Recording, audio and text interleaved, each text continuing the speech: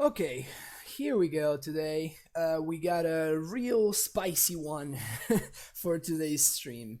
We're looking at the list that the actual creator of the Amulet Discord has been talking about for a while.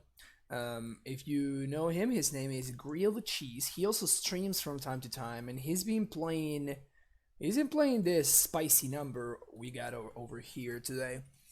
And basically, it's a version of Amulet that has some counter magic in Remand and Condescend and Perilous.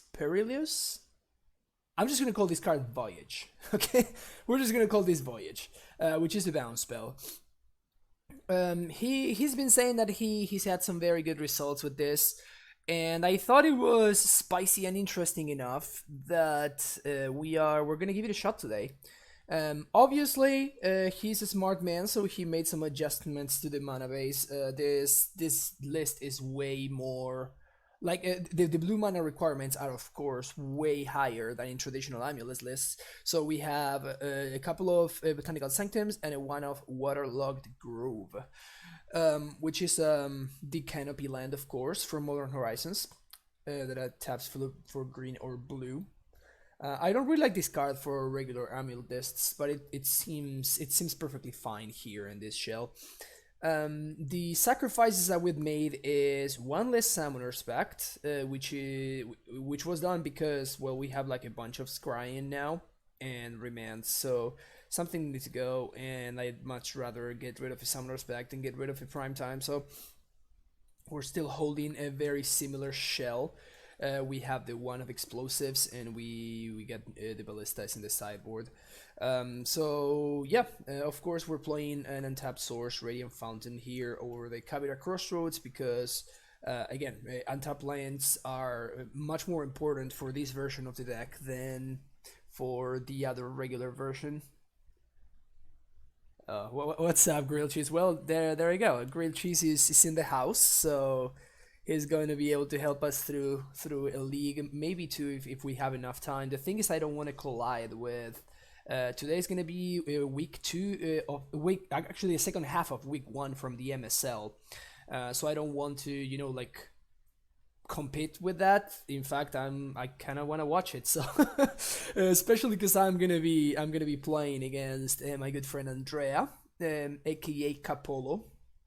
So that should be pretty sweet. He's gonna be playing Jeskai Healy, and I will be playing the list of Carmulet that I played yesterday. But yeah, so back to this deck. As far as the main deck goes, that's what we got going on. We moved the Pact of Negation to the sideboard. Grilled Cheese has been testing and moving things around with the sideboard. So what we have today, it's kind of like a little bit over the place. He was testing this two Veil of Summers.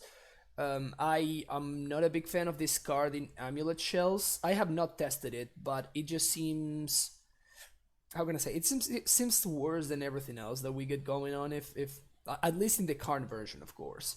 What's up, Downright? How you doing?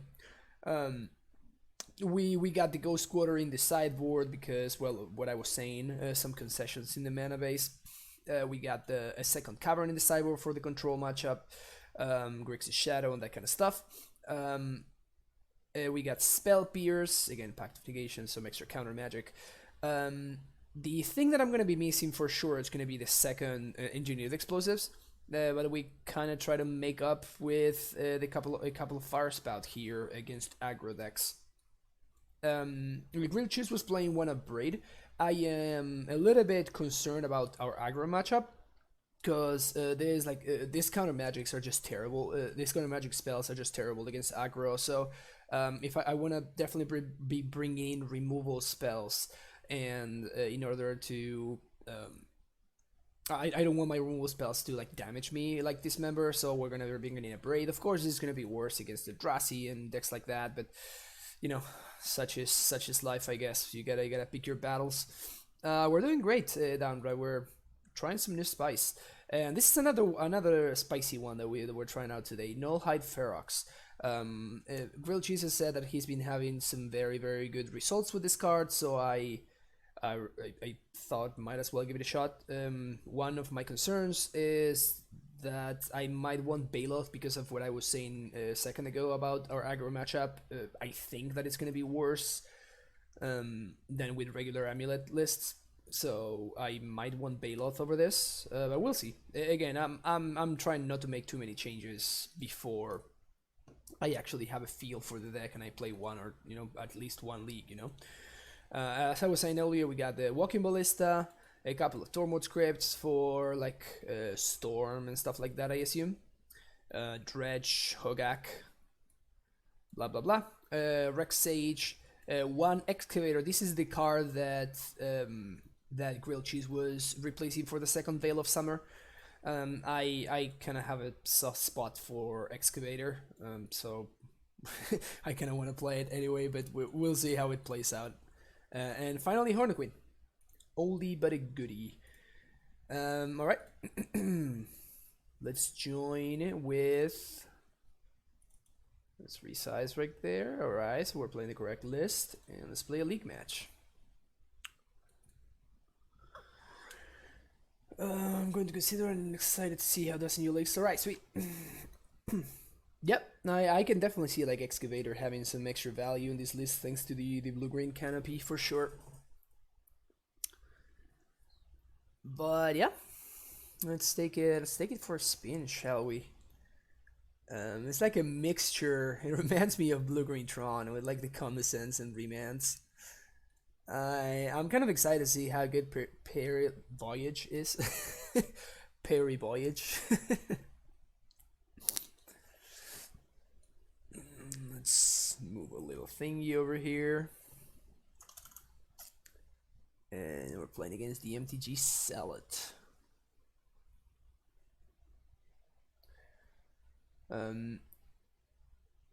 Downright, that is terrible.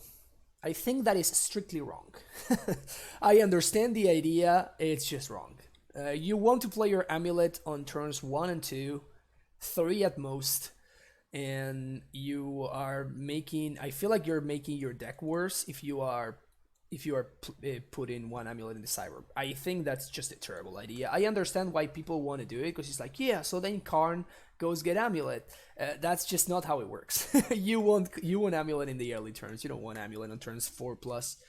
And in fact, the fact that you have less Amulets in the main makes it less likely that you can play Karn ahead of schedule.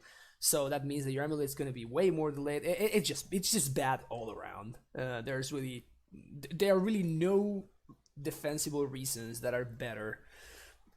What do I want to say? Like all the defensible reasons I think are just bad compared to like how much worse you're making your deck. So yeah, I don't like that at all. You get a lot of MTG opposites while they read the card. That's hilarious. I imagine this is a mulligan. This seems like very slow. Maybe if these were like I don't know, like a non-tap blue source, I would consider keeping this, but it seems like a mulligan. This is not much better, but like better enough, I guess. We really need some help here. And I think I'm gonna bottom the Grove.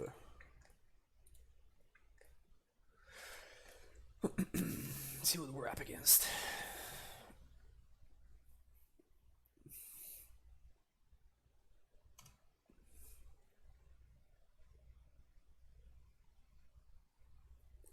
Yeah, but you don't want to guarantee an Amulet with this deck. That's not what the deck is about, right?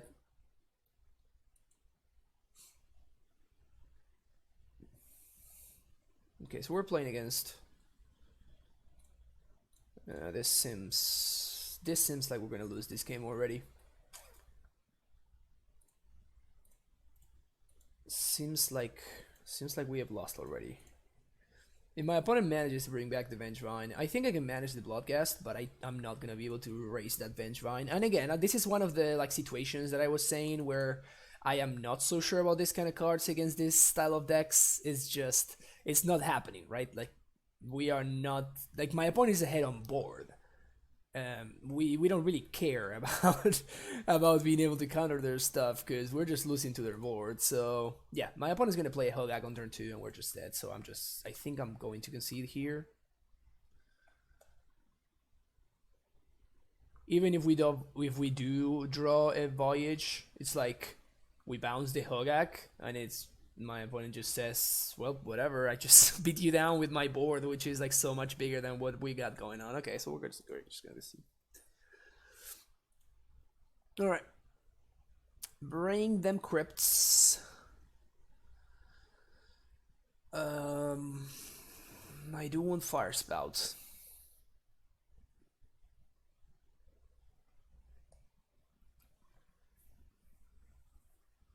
Yeah, for sure, cheese. Yeah, for sure. I can see that. Like every version of Amulet just loses that match. Yeah. But what I'm saying is just like you are making it by we're just making it worse by playing cards like this is for another matchup, right? These are not cards that I want in my deck, really. Like Remand is just kind of awful in this matchup when my opponent has like mono 1-drops and stuff that comes back from the graveyard. Like this card just doesn't do anything. I want anything else? I get this can like bounce a Hogaak or something, so that's something. Condescend seems better on the play than it could be than it is on the draw. So I think I might want to keep this now that we're on the play. Oh, are we back? Yeah, we definitely experienced some.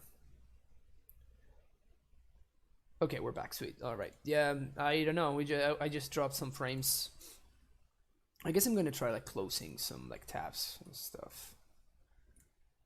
So let's close all the stuff. Just Twitch. Bring in Veil of Summer. All right.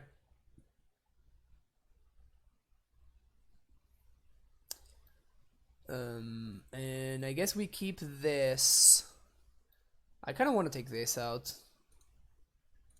And probably we take out the Cavern. And maybe one of, I guess one Condescend. I don't want like 4 of them.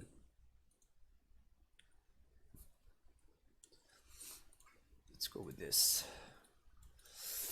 Ah, this hand is super close. This hand is super close. But if we don't draw lands, we just flat out lose the game. So I think I'm gonna mull. Oh man. Deck is just teasing me here. Yeah, Sergio, I cannot upload. I've been having this trouble for a while now. This hand is fine.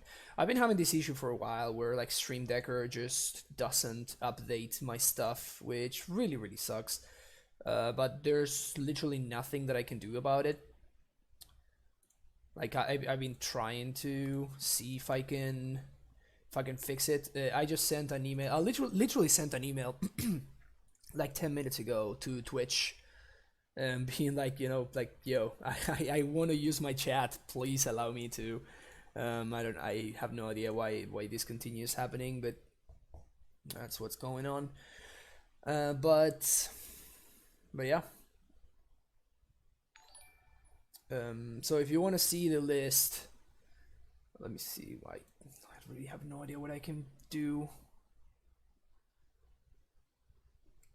Well, so now I only have like single blues. I guess I should have bottomed the Azusa here.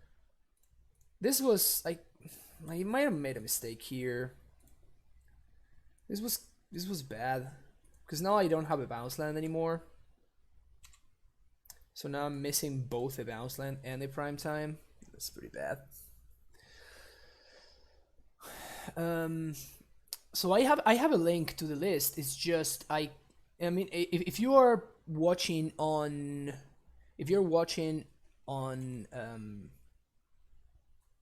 on a computer, you are the Stream Decker is actually updated. The Stream Decker is actually updated. What's not updated, it's the. Ugh. Yeah, I guess I condescend anything, right?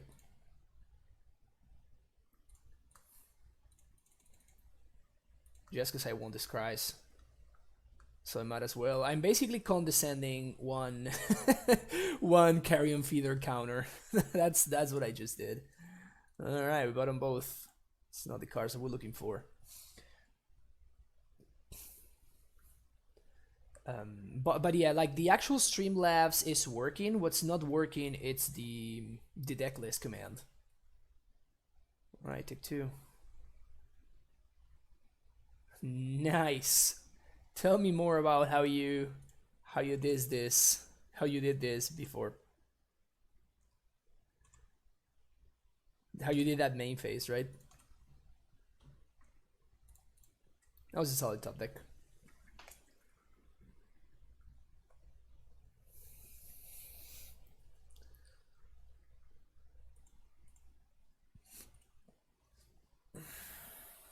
This game's playing out super weird.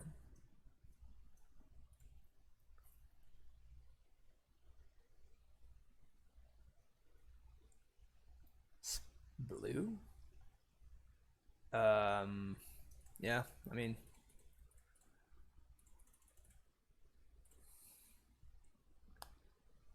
And this is what I'm saying about this card, you know, it's just like, what are we doing there? Well, I guess the bounce land means that I can bog again, so I can get rid of the ghast. So that's something. And I think I want to do this main phase here. So now I have primetime mana,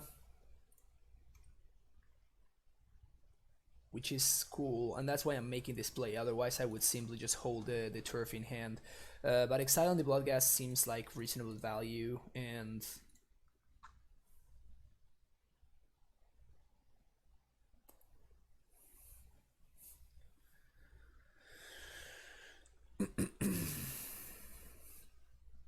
so we just need to draw Primetime and we're going to win. Important to note that by playing this out now, I made Tolaria West a worse draw, because if I'm holding this, I could have played Tolaria West and like play Simic Growth Chamber, and with Azusa I could have, you know, bounced this a couple of times and I could have transmuted. But now if we draw Tolaria, it doesn't really do anything. So if we manage to draw another bounce line, I think I'm gonna hold it in hand. The other carrion feeder. I guess we play it out.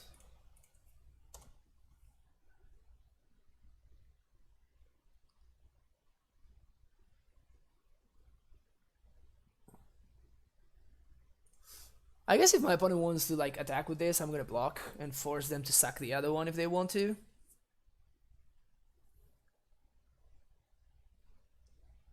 I don't think the 1 damage is gonna be relevant. We either draw a Titan and we win, or we don't and we're gonna lose. So, all right. So they're going for that play. My opponent is very much into the whole like doing stuff main phase for no reason plan. It's not been working out for them. I don't know why they continue doing that. It's just like, you can do this instant speed, my friend. All right. Cycle. Value. All right. We're definitely gonna be holding that one, and I'm not gonna be blocking here, so I'm definitely gonna be attacking. So now we can make a bunch of mana if we want to. Hedron Crab. Okay, that explains the blue mana.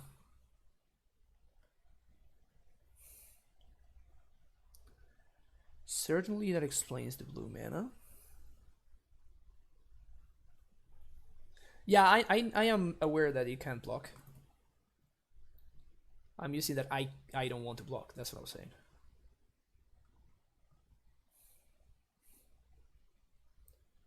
That's so bad. Oh my god, that's so awful. So if we 1, 2, 3, 4. So if we transmute, so I think I want to gain some life here.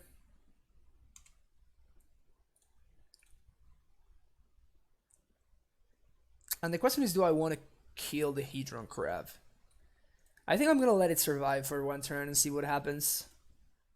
But yeah, this is what I'm saying about like cards like Veil of Summer and that kind of stuff against against these decks. It's just like if we draw one of those cards, it's just blank, you know. Thoughtseize, all right, got me.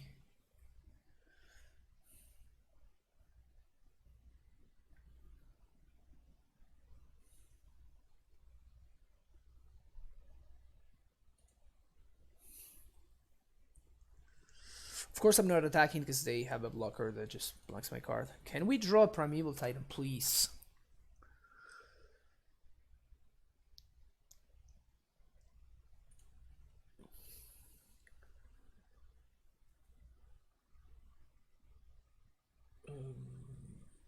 So I think I'm going to block this turn. Sure. My opponent's a mono Thoughtseizes. Alright, so here's when things start going south. Yep.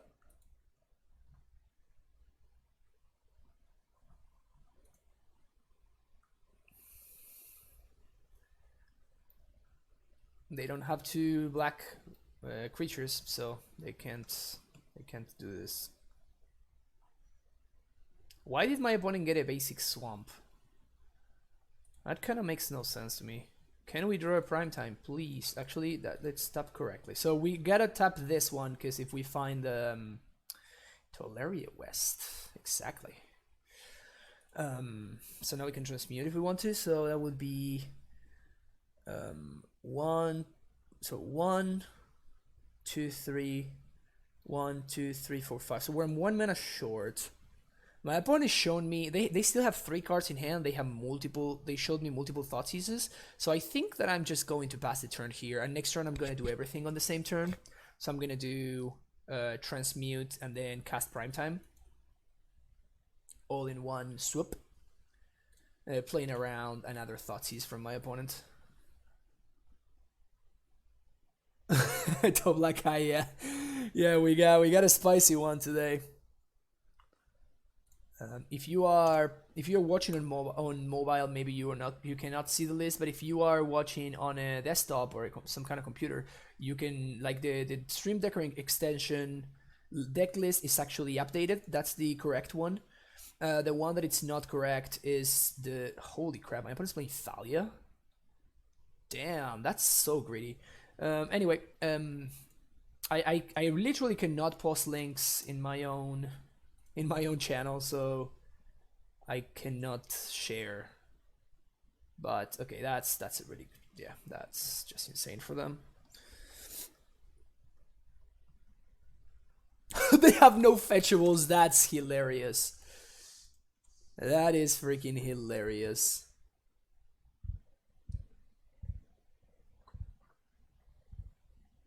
So I'm gonna need to block the Carrion Feeder here because it's lethal. Oh, my opponent is gonna mess up.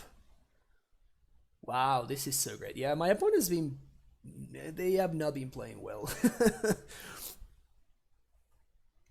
They have not been playing well.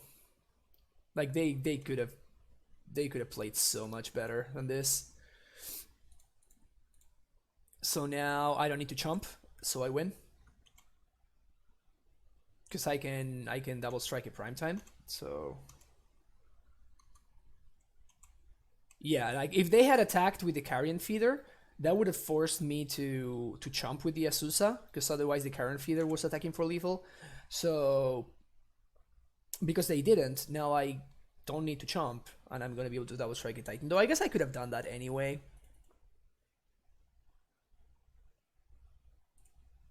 Opponent is that's... I guess it's fine, but that's a terrible draw. That really is a bad draw, but Fortunately, we didn't chomp with the Azusa. Because my opponent did not force me to chomp with the Azusa, so we're gonna win this game.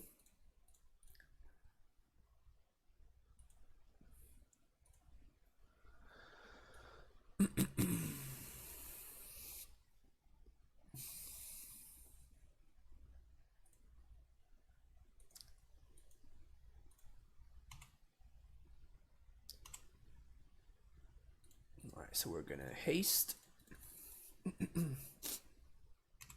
We're going to bounce. We're gonna replay.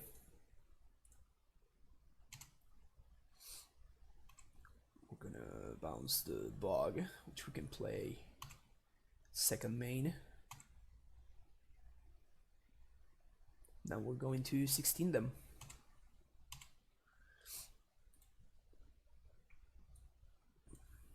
Sunhome and Civic Growth, sure.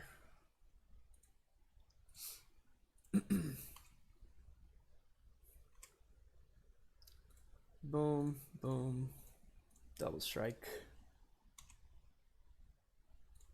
bounce.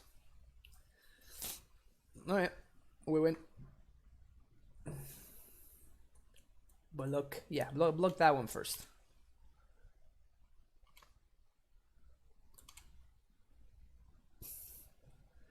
Yeah, I don't like my opponent's build of the deck. The like Grixis, I guess. Whatever. Whatever. Okay, so now we're on the draw, so Condescend becomes even worse than it was.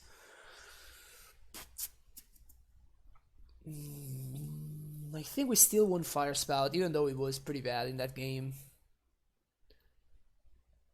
Maybe we want the Braid. I don't like a Braid though. Maybe we want Queen. No, I don't like Queen either. Ferox. The second clause is very relevant in this matchup though.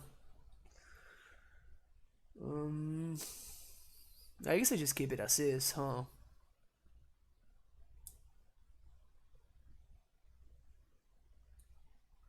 Maybe do this. Because I know that my opponent is playing the crab.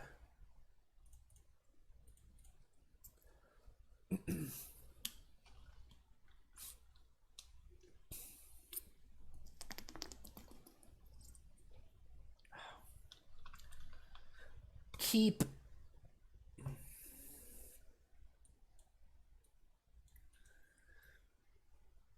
So this is unfortunately not a turn 2 kill. And it's pretty damn close.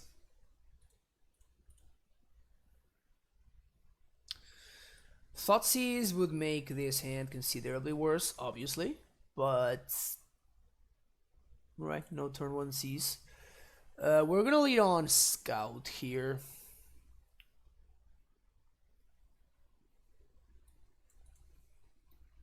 It's kind of awkward that we drew or one of Garrison and the Vesua. Bad beats, I guess. Bad beats.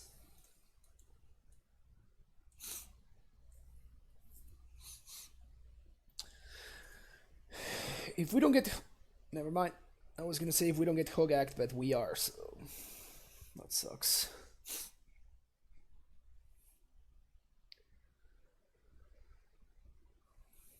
So what I'm hoping for here is no Thoughtseize.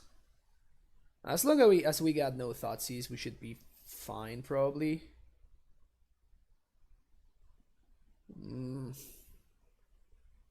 Maybe not so much, huh?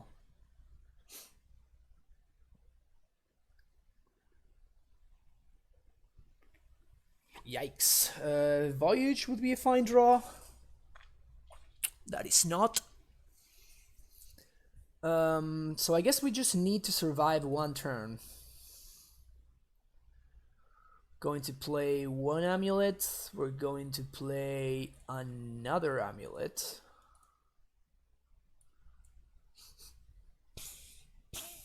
And then we're going to pass the turn. Hoping for no Thoughtseize. because we can't counter it. If this had been a simic growth, we would be in significantly better spot because we would have like Condescend in order to protect us from, in order to protect ourselves from. I guess we can Condescend for one because we can flash in the Vesuva, copy the Sanctum, and because of the Amulets we can Condescend for one, so that's kind of cool. Yeah, Pikes, we're playing an interesting list today. Also, having drawn like we our land, the lands that we've drawn have been like the absolute worst ones. Okay, that guy is fine. Carrion Feeder. So this stuffs them out.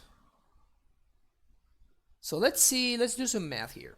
So I can counter this. My opponent's going to swing for 8, 12, 13, 14, 15, 16, 17, 18, 19.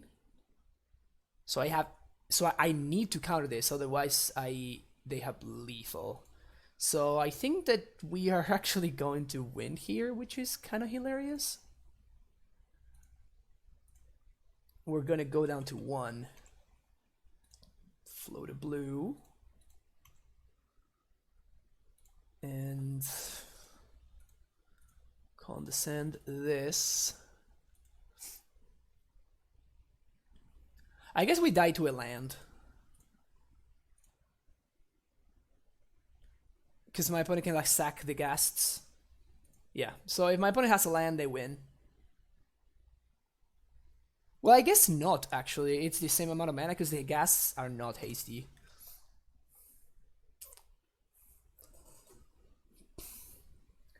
Yeah, I think that it's actually the same amount of damage. Going exactly to 1 and now we're gonna kill them. This is kind of great. I'm not gonna lie.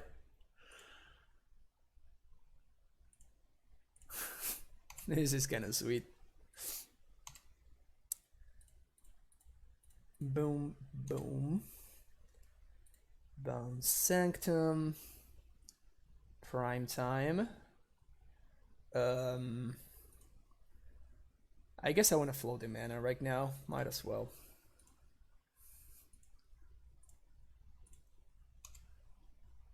Float. Untap. And I guess we can bounce this one, sure. Yes. Stronghold. Gemstone. We activate. Yeah, we just have lethal here. Okay, this is the correct order. White, red. Boom. Boom. 20 you.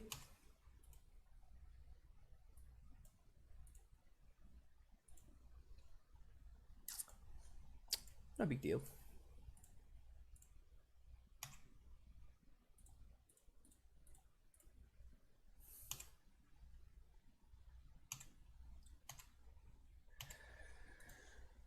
One is not 0. 1 is not 0.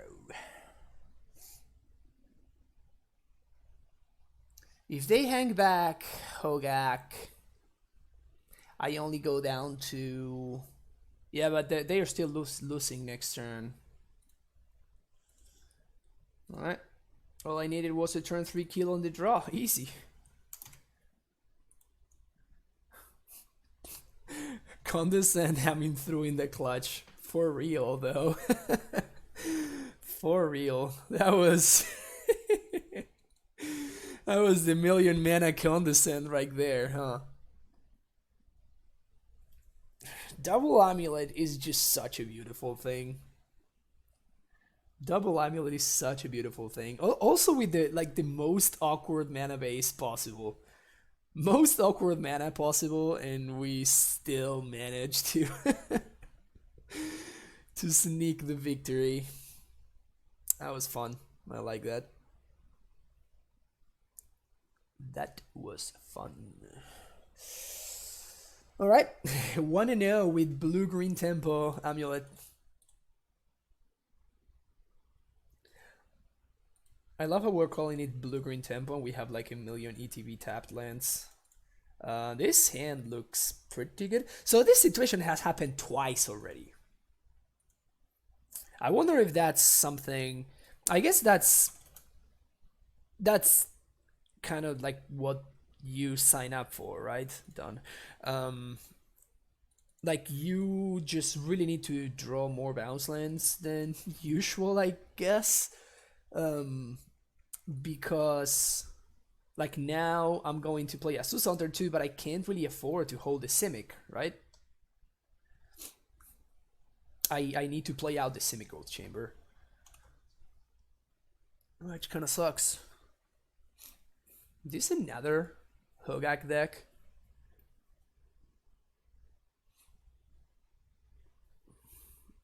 I wish I could share the deck list. I literally cannot. Because Twitch is dumb. Yeah, I think I'm just gonna hope that nothing happens, and I'm going to hold up Remand next turn. If my opponent manages to like get a sick board state going, they're just gonna get me. Yeah, but that's what I'm saying. Like we're playing cards like Remand, but our deck is like intrinsically built in order to make this kind of plays. You know what I'm saying? So that's what I'm saying, that it kind of clashes a little bit.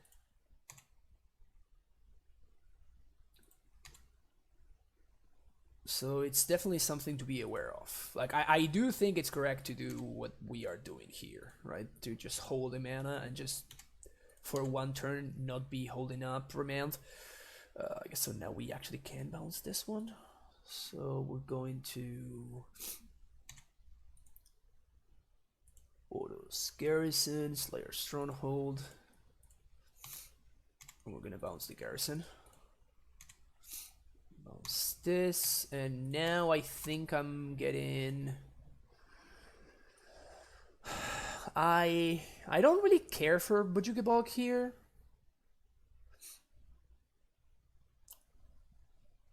Maybe I do. No, I don't, because I'm gonna be holding up Remand. So I definitely want a blue source, and I guess Kali Garden. Yeah, that sounds about right. I like this.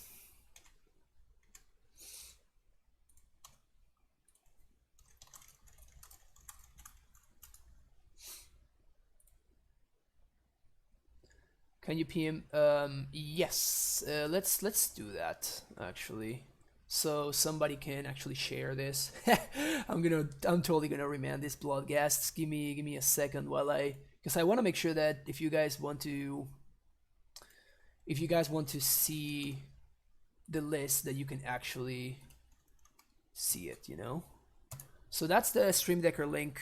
Grilled Cheese, if you can please share it. Remand your Bloodghast. Go.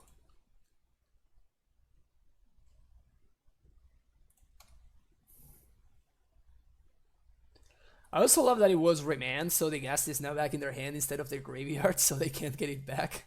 Ooh, they missed value there. Missed value. Just gonna cast a Gak. Just hard cast it. It's fine with me. You are dead. Play this out. Play these out. Boom. Boom. Yeah, just concede. Alright, so there's the list. Thank you, Real Cheese. Appreciate it. Okay, so we took out the Romance, took out the one Condescend, we took out Cavernous Soul, was it? I think it was the Cavern. And what was the last? Oh, no, it wasn't the Engineered Explosives.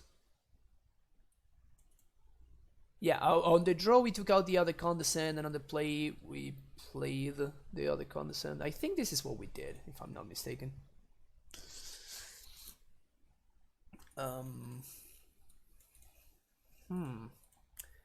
How do we feel about this hand? So I think I'm gonna keep, because we have an Azusa and we have a prime time, and the steerings can hopefully find either Bujuki Bog or an Amulet. Amulet would of course be better, because it guarantees the Titan. Yeah, T-West for Crypt is also an option. We can even steerings into Crypt. That would be sick, actually.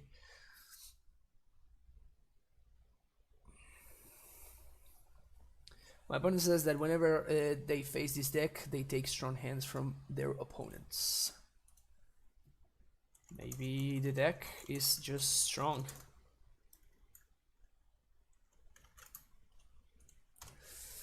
Got me.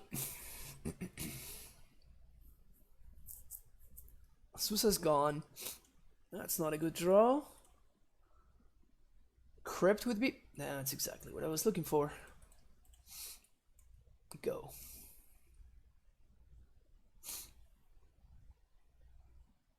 And this is very much the reason why I insist and I continue saying that Tron's Crypt is significantly better than Relic of Progenitus. Like, so much better. It's not even funny how much better Crypt is. So I guess we just play the Simic Growth and we pass.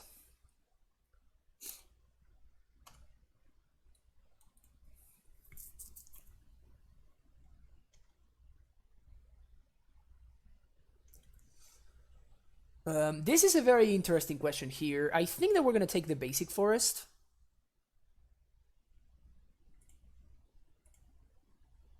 The alternative was to exile the Thoughtseize.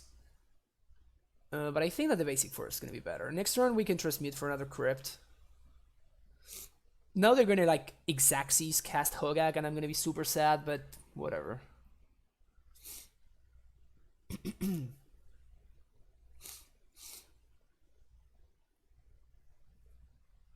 Creepinch? What is my opponent's list?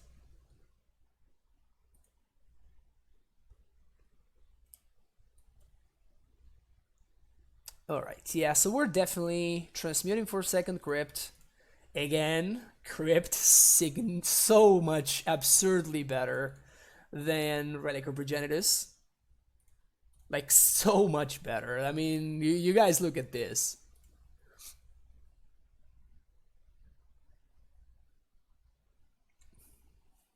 So I think there's no reason for us to do anything yet.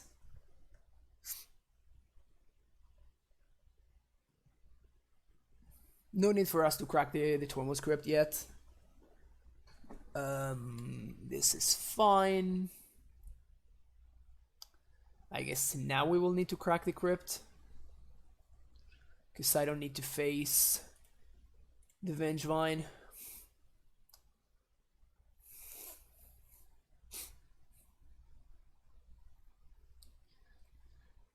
There's a lot of Simic. Yeah, this is a Simic deck.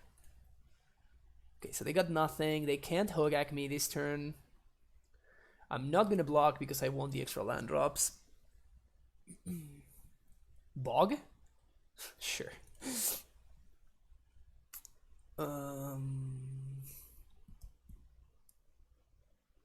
Can I take the draw?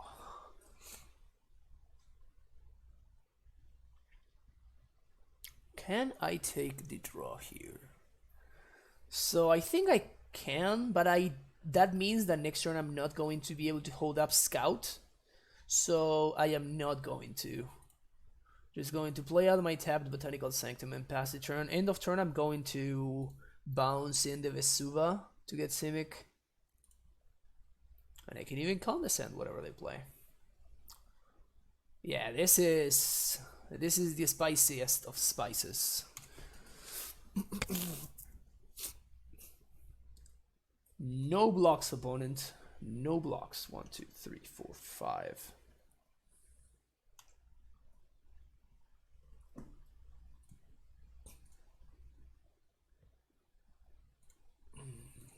Simic. Bounce Forest.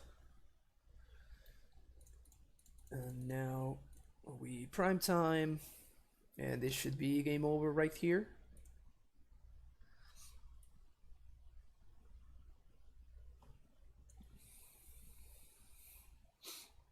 We already have a second prime time, so I think I'm just going to get the bog value going.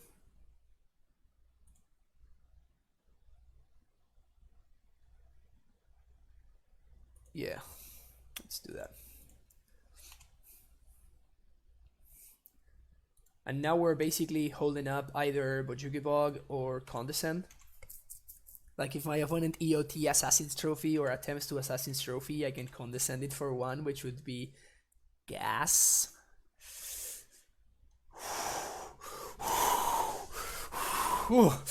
I'm getting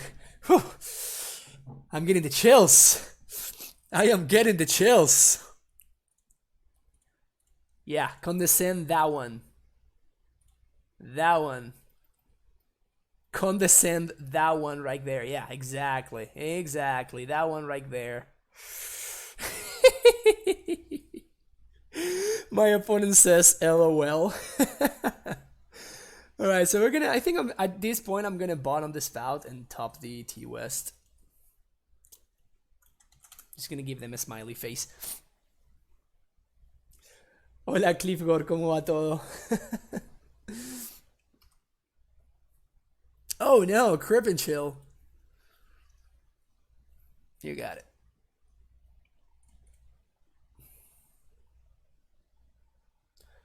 Golden Banks, yes, it's very close to what he was running before. So we have the explosives in the main, right? Oof. Oh yes, we do. Oh yes, we do. What? They could have cast the Gravecrawler. They could have an extra 2/2 in play right now.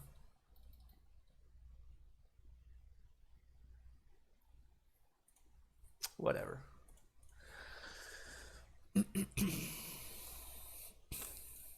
So I think I'm going to attack.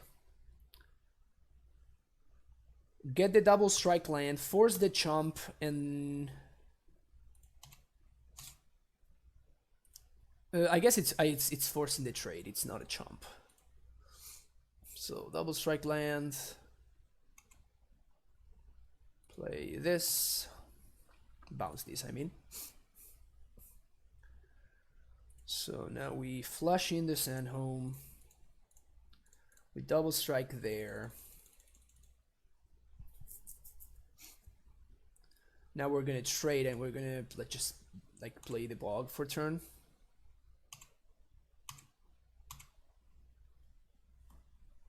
Three, 4. I think it's just safer to EE for 1, right? So let's do that actually. So we're gonna get explosives. We're going to play it for 1. Then we're gonna crack it. We're gonna blow up both of my opponent's dudes, and then we're gonna bog. What? No. What's going on? Why can't I play my... Okay, there we go. For a second I was like, you know, what you doing? Alright, sweet. Think we got him. I think we got him.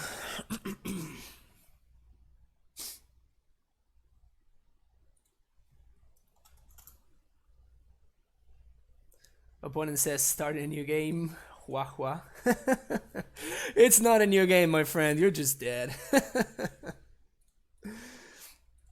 Not a new game.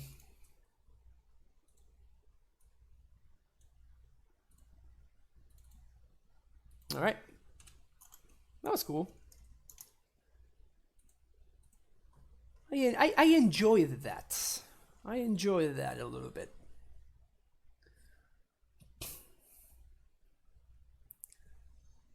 Para el monte de Sheffer ¿qué me recomiendas con el meta actual armar? Cliffgore, siempre te voy a recomendar que armes Amulet. Me parece que es mejor mazo que TitanShift.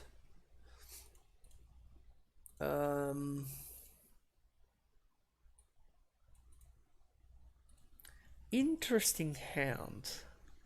I think it's a keep.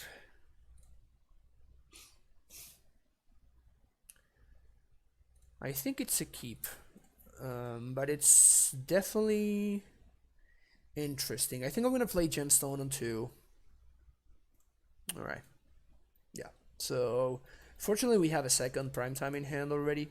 And that's like the reason why we have a third primetime, I mean. So I guess we're gonna transmute for a bounce. Playing against El Jando here. No. Yes. Oof. This one is interesting.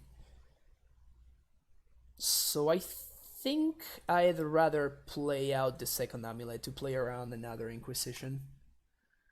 And now we have a bunch of potential good top decks. Like any bounce land just wins.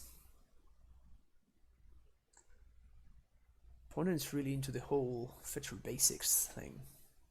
They got that going on. So hopefully we top deck any bounce land would win the game immediately. So that would be cool. Bounce.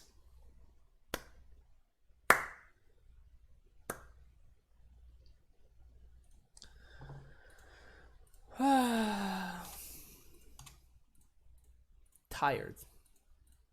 Just tired. Just exhausted. Exhausted by success. Exhausted by success.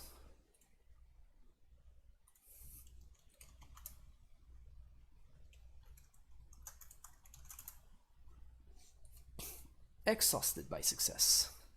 That's why my list is so good. Yeah, this is clearly all merit of this is clearly all grilled cheese's list merit. I definitely want Ghost Squatter, probably over the Cavern.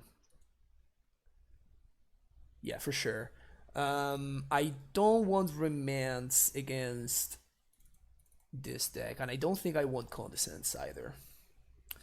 Voyage is just... It's just... Yeah, Ferox is gonna be... I mean, this is the matchup for Ferox, so... Keeping the Romance and Condescend... I don't like counter magic in against blue-green... Against John decks, black-green decks. So... Yeah, I'd rather have the Scouts than a card that it's... Like, it's just unplayable. It's just a bad top deck, right? Like, you don't want to... Like, this card is good on turn 1 and probably turn 2 and might chump or something, while Condescend is just... It's gonna be, like, reasonable, or it's gonna be, like, just garbage and it's gonna get discarded to Liliana, so... I'm not a big fan of the Condescend. I could, like, try something like this, if anything, but with only 8 pieces of... like, we only have 8 pieces of ramp. Seems greedy to, like, side them out against the matchup where ramping is so important. Remand is better than Condescend? I disagree. Like, if we Remand the Fulminator, they play it again next turn. If we Condescend the Fulminator, that's it. that's that. And both of them are effectively 2 mana. ¿Qué opino del Veil of Summer? No sé, literalmente este va a ser el primer matchup donde vas a tratar de ser bueno.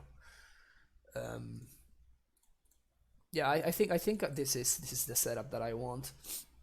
All right, time to show your worth, Veil of Summer. It's your time to shine. After turn 2, because turn 1 we can't do it. Alright. Probably bye-bye Ancient Steerings, because it's by far the best card in my hand right now. No, I guess Azusa is the best card, yeah, so they should 100% take the Azusa here. Especially now they know about this card, so they can play around it. They can play around it easily. Yep. Yeah, my opponent makes the correct decision there. Oh my.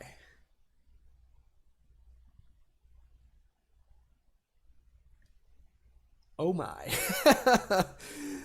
Yikes.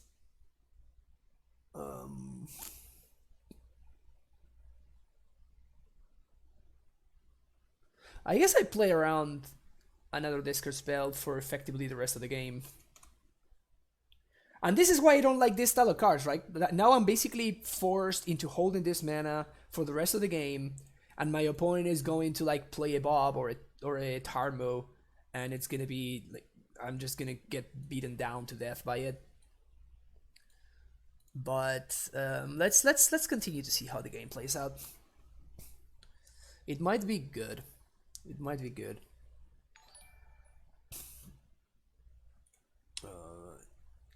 Tens Buyer Bear.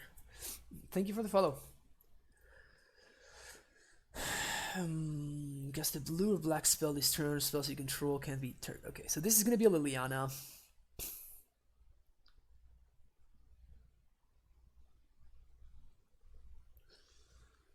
So I guess we just discard the Hornet Queen. Like, we can't really do anything. Discarding Bloodbraid? Okay, so they're clearly missing a land, or they have another Bloodbraid Elf in hand. Okay. Steerings into...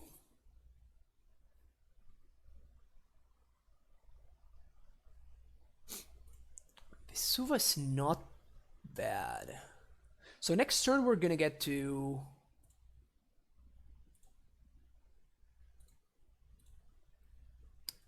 Next turn we're gonna get to go get the Ferox, which is cool. Yeah, I think I'm just discarding the Veil here, because I definitely want to hold up the Pact because of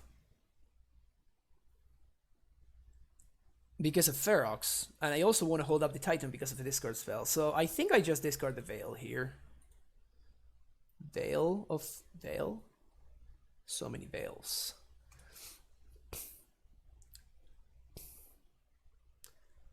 Yeah, we're playing Bujuki Bog. So, because this plays around, the thingy, oh, this is gas.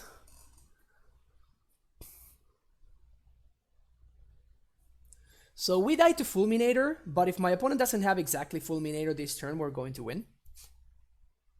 So I think that's a very good exchange for us to make, especially with my opponent's Lily going up to 8. We're playing around Assassin's Trophy very effectively. Trophy can't kill the Ferox either, because it has Hexproof.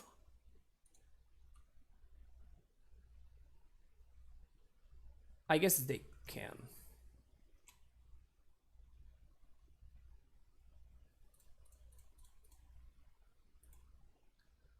In fact, they probably will. Attack Liliana. Yeah, there's the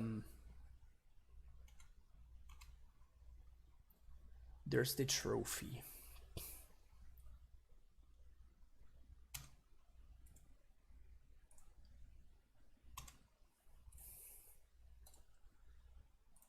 We're gonna put this, and this basically forces them to... They need to ult Lily this turn, which takes the threat out of the... They top deck Bloodbraid. Ah, oh, this is brutal. Yeah, this is disgusting. We got them down to 0 cards, and they top deck like the best possible card they could have ever top decked. Man, oh, that's frustrating. And here we just keep the one that has the most amount of lands. It's as easy as that.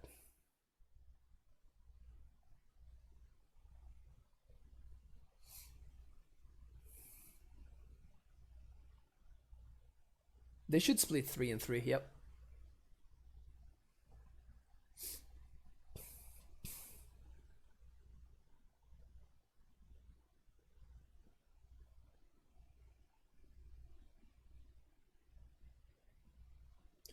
And we're keeping the bottom pile here.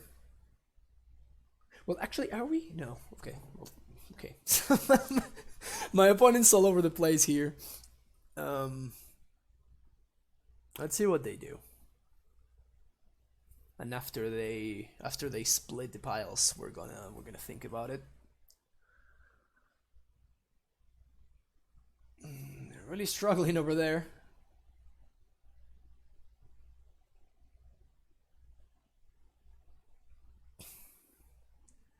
See if I had the value, it'd been good. Yeah. I guess. Yeah, I guess so. So I guess I should have discarded the prime time before, because I mean these are the cards that I've been drawing. So, so I guess we're gonna sacrifice pile 1. This is worse if my opponent top decks exactly Fulminator, but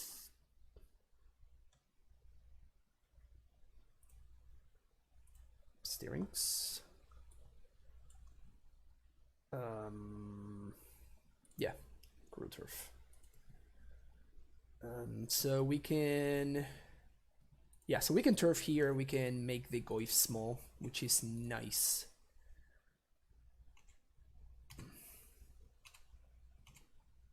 All right, just don't top deck Fulminator. All right,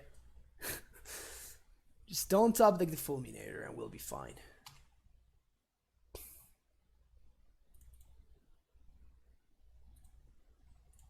Bug myself. Make the Goyf 2/3. Take 2. 5, I guess. No Thoughtseize. Okay, that's fine. All right, sweet.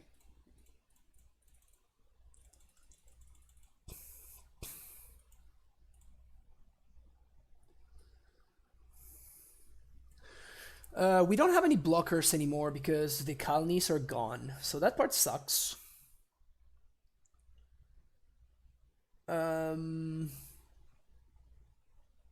But it's fine though. I definitely want Garrison, and what else do I want? No, I still don't think, like, we're still fine. We're still fine. I think I was gonna do Garrison Fountain.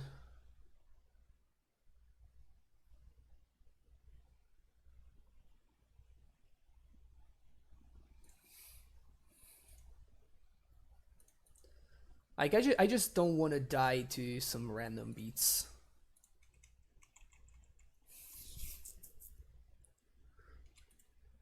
Fulminator, that's fine. Like, at this point, prime time is, of course, outclassing the Fulminator. Maelstrom Pulse, really? That's their blind draw? God damn it.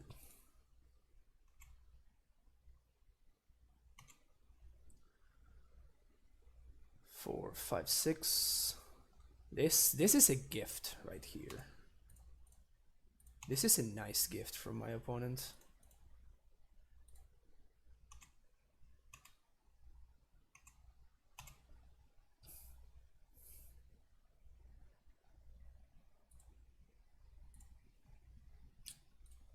So I'm interested in hasting here, so I'm just going to go get prime time. 6. Yes. We're gonna do Simic, Stronghold, Bounce, play this, haste, 8, yeah, get a couple more lands. We already used Vesuva? Yeah, that's unfortunate, that sucks. Yeah, having already gotten Vesuva sucks.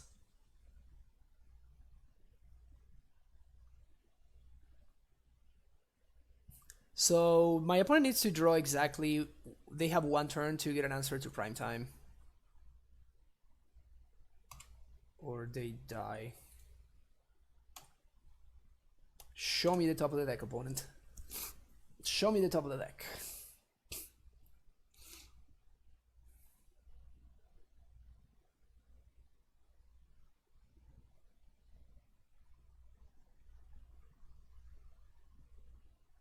Alright, that's not gonna do it. That's not a great play. That's not a great play right there. Take it. I will take it. Definitely playing out the fountain. Oh, I think I just missed lethal. Yeah, I just missed lethal. Okay, that was dumb. I should have transmuted for Sun Home and just played for turn. That was a mistake. I mean, we're gonna win anyway. We're gonna win anyway, but that would have been like the better play. Because it just ends the game right here, right now. Instead of in a couple of turns. Like they're probably gonna double block here. I'm just going to abrade the Blood Braid. And that's gonna be good games.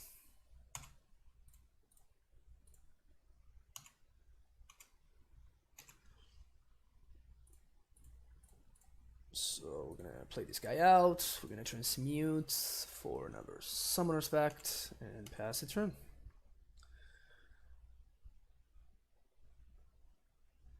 Rimaisan, la Besúa ya estaba. Si no hubiera hecho eso. Pero la Besúa ya me la había destruido antes. Con el Ultimate Liliana. Yeah, so Rimaisan was saying that maybe we needed to like Vesuva copy the Bujugabok to make the Goif smaller, but I was pointing out that a Braid to kill what? I don't get it. Damping Sphere, bro. I don't know. I mean, Bob. My opponent must not have a lot of experience in the Amulet matchup, because they should know that Bob is by far the card I'm the most afraid of, and they just like chomped attack with the... They just attacked in to trade the Bob away, and I'm like, sweet, awesome. Seems good to me.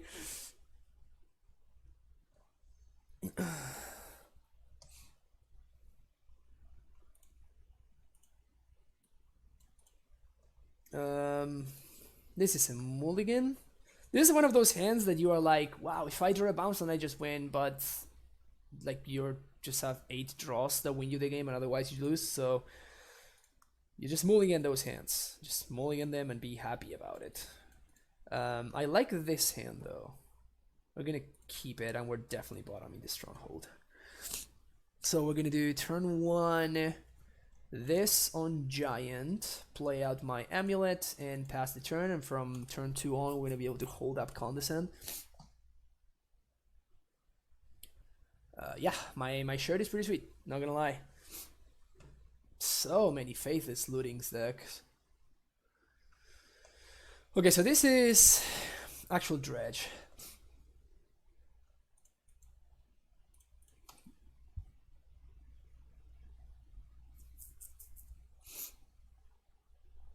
Please go for Reunion on turn 2.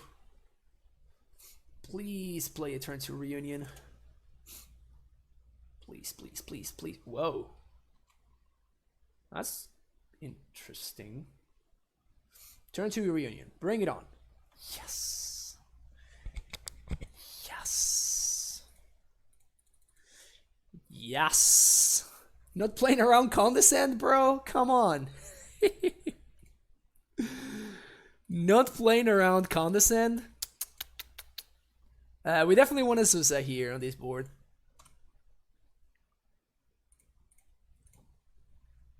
So we can do some of these.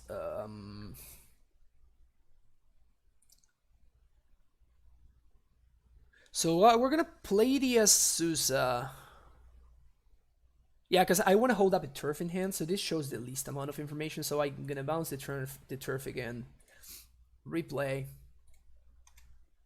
Bounce. Replay. Now you can Condescend for a bunch. This seems to be Dredge more than Hogaak. Condescend your Crip and Chill. It doesn't work that way. That's sad.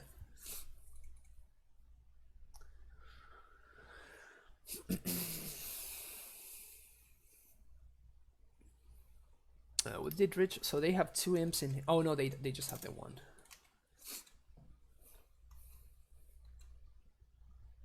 No blocks.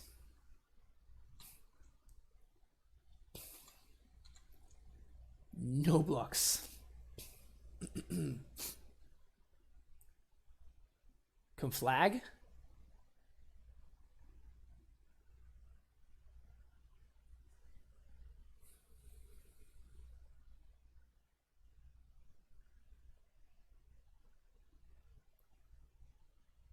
Do we condescend this?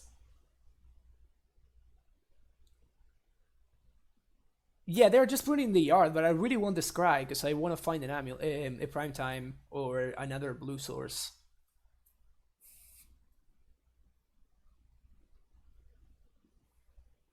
Yeah, I think I'm going to. I think I'm going to counter this. I mean, counter. I think I'm gonna pay 1 mana to Scry 2.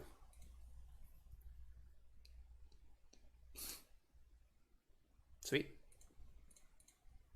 That's how you do it.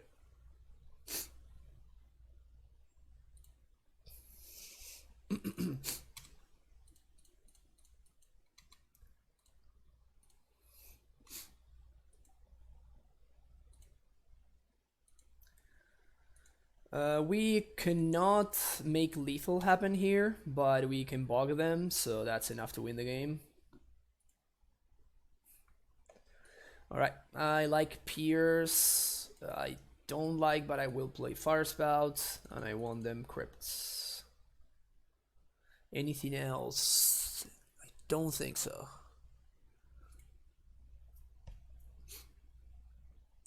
We're gonna take out the Cavern of Souls. And on the draw, I think I'm going to do a little bit of this right here.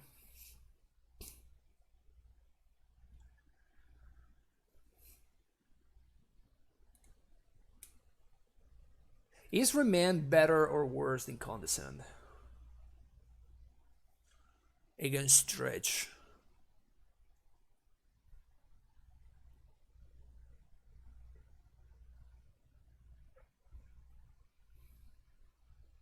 I mean, I think Spell Pierce is like significantly better than this cards and this card as well.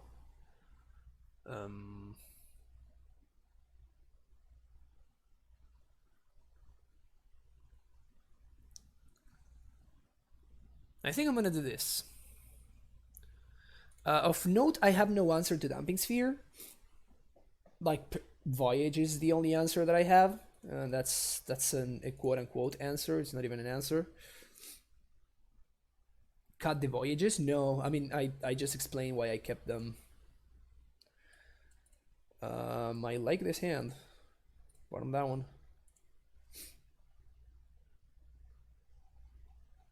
They are mulligan into 5. Ley Line of Sanctity. OP, why? So I guess they mulligan to 4. Opponent, why? Bojukebog, I guess? So I guess it's not that bad. Okay, that's actually, I guess it makes sense, because Bojukebog is just such a beating for them that they need to bring in just like a straight up terrible card because it's so bad. Yeah, okay, so I think I understand what my opponent's doing over there, and I think I actually agree now that I think about it a little bit more. As you see. I think we're probably still gonna be fine. And I do think that I just play out the Torment Script anyway. But just because my opponent mulligan in like to 4 in order to get the ley line going.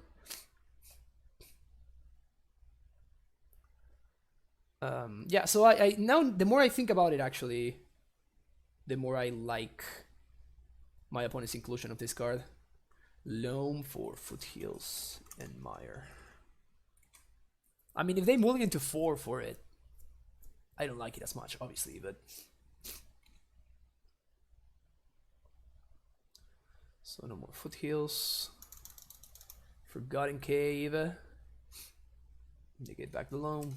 This is the worst part about playing against Dredge. It's just like trying to keep up with like literally every single card that they like dredge back and like forth, and it's just annoying.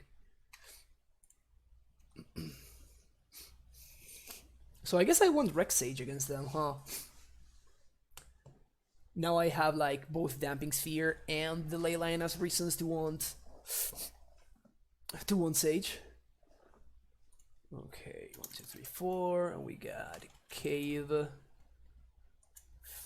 Foothills, and Mire.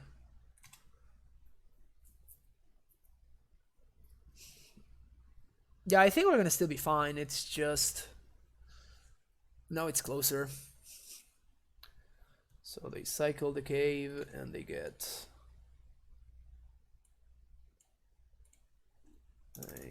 the Loam. And now they get the Foothills.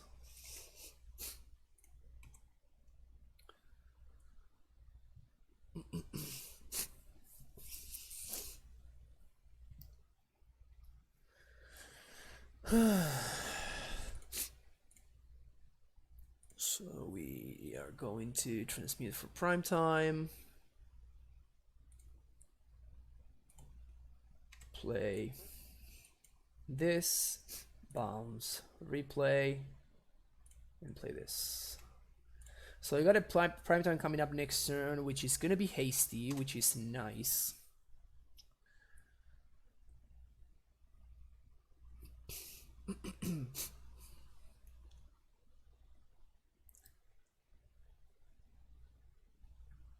Gonna get some hasty primetime action for next turn.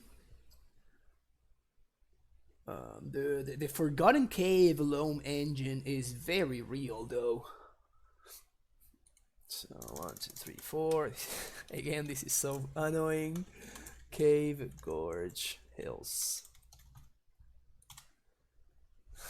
Now they're gonna cycle again. Alright. -1 Hills.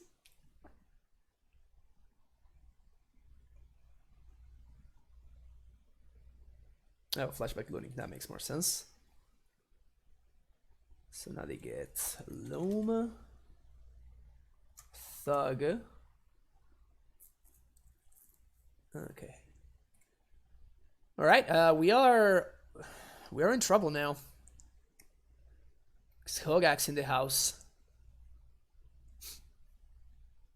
Wow, this Leyline is winning my opponent the game. That's actually kind of cool.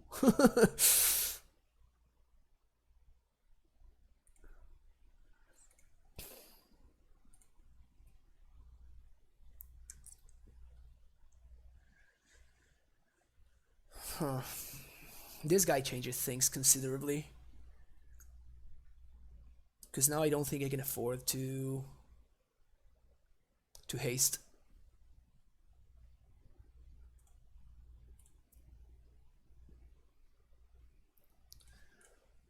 So I think I'm going to transmute this turn.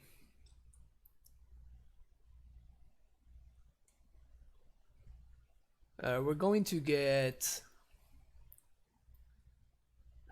Simic, T-West, and we have exactly enough mana to transmute prime time for another pact.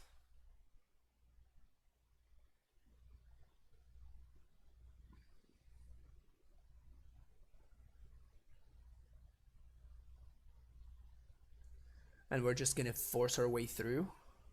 Man, that's second looting in there. That might actually get us because of the Hogaak.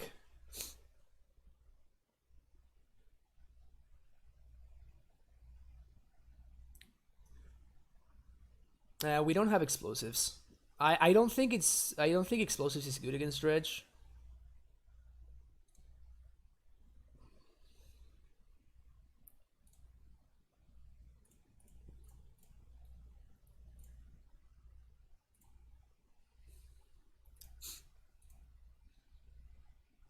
The alternative is to get Fountain Bounce Land. What are we setting up for next turn? Let's think about that for a second. So next turn I'm going to be paying for Pact. I'm going to have 2 more lands in play. So we're going to pay for Pact 1, 2, 3, 4, 5, 6, 7 mana. So that's not enough to haste the other Titan. it's not enough to haste it. So I guess I want to get Sunhome Fountain? Is that correct? There's no way that's correct.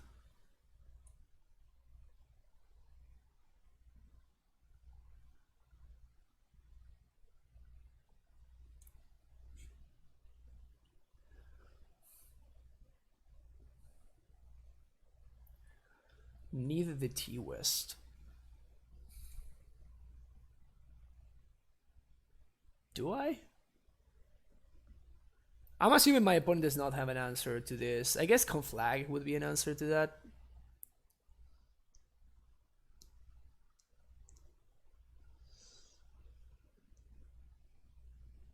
I'm gonna go for this. It's possible. I'm not sold on this line here. Definitely not sold on that line at all. My opponent's gonna get to flashback looting here after dredging this imp. Yeah, there it is. Yeah, I think we're gonna lose.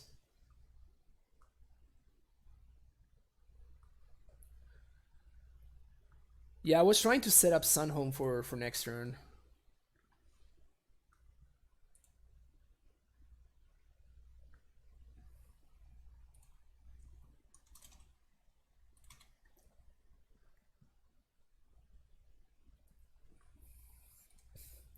Yeah, so now they're going to conflag my dude.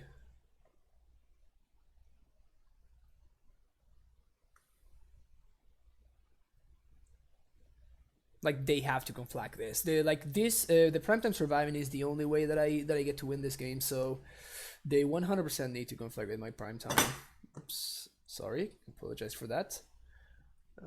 So we got -1 loam. We get foothills. I'm not even. I forgot that they cycled once. Never mind. It's like that ship has sailed.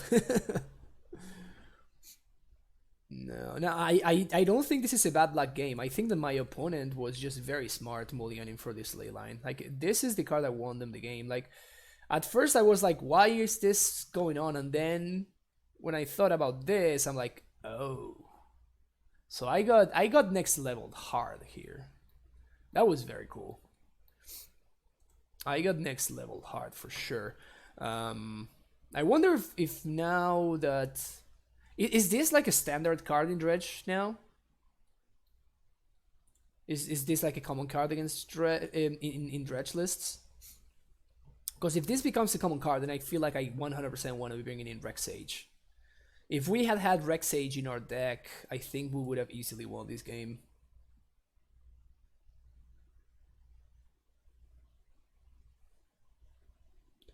And if this is now a mainstay, then I 100% want to, you know, make this a mainstay in my sideboarding decisions.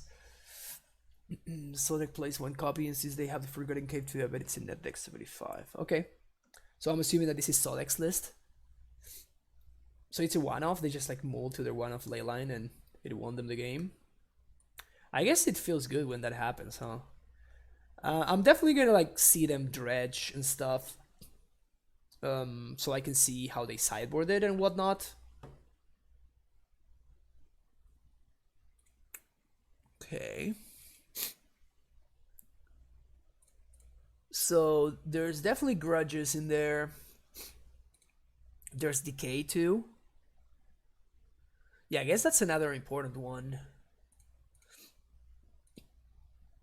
Decay was another important piece of the puzzle for my opponent.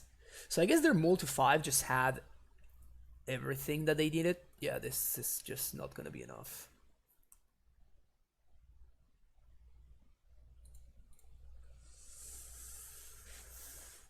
Back to our prime time. Gain 2 life.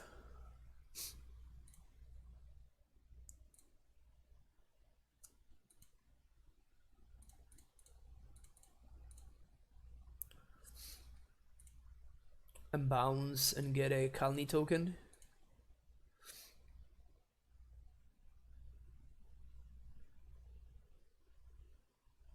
And then what's my play?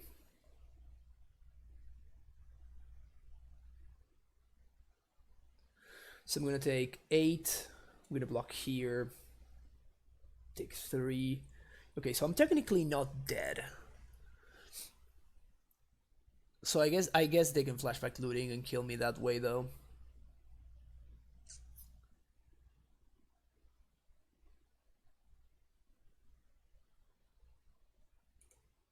Okay.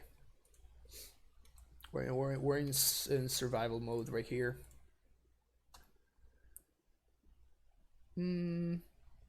Actually, that was a mistake. I should have bounced and replayed the fountain. It allows me to like condescend for 1. It might be relevant. I doubt it's gonna be, but it might. Yeah, as you can see, we're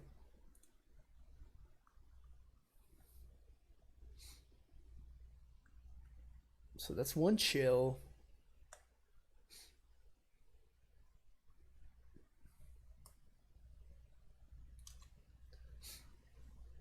That's 1 chill.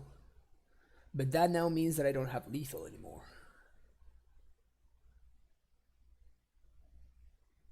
Well, I guess I'm in the same spot. I need to double deck exactly Sun home.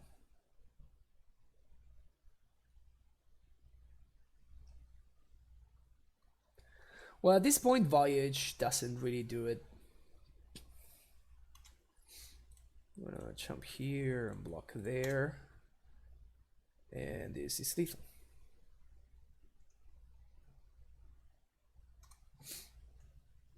Alright, cool. We learned something, which is that we won't discard in my main deck. I still don't think I want explosives. Honestly, it's probably better than Condescend.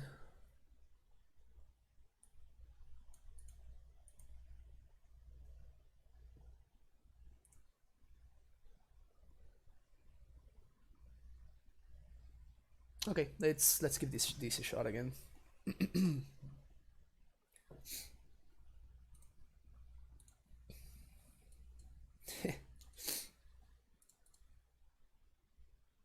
Guess I keep this.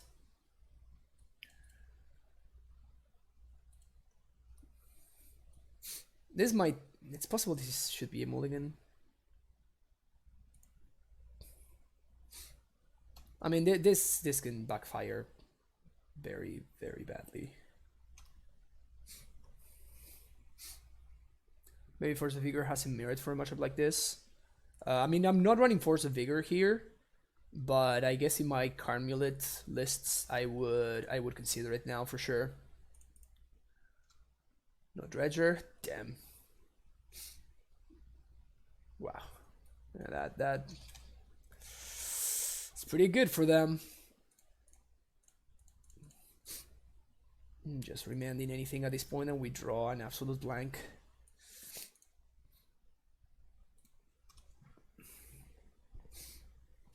Yeah, I don't think we are winning this one. Yeah, I don't think we can beat this.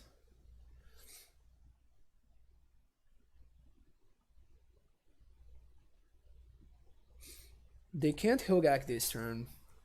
So I guess I really want to find like a gemstone mine so I can kill my opponents. That doesn't really do anything though. Alright. I guess that one does do something.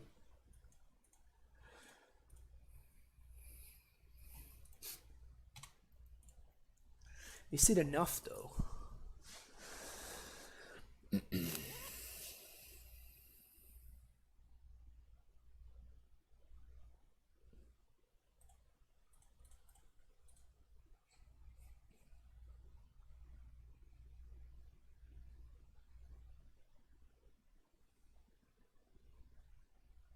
Definitely putting a stop in the drop step here to see what they dredge.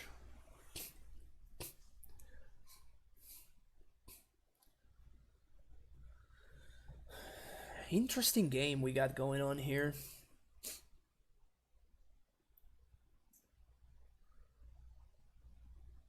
I wonder if they dredge or not.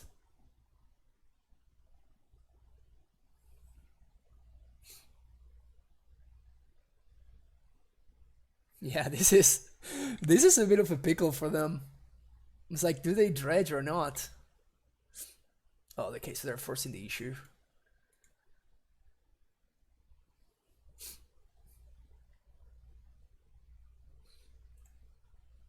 So I guess now they can, yeah, they can do this and like hope to find a dredger there. Fortunately, they did not.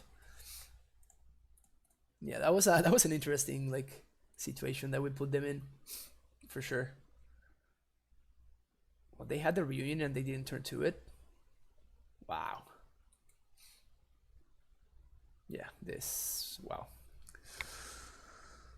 Alright, so fire spout. Time to do your thing. Bog. That's not a bog.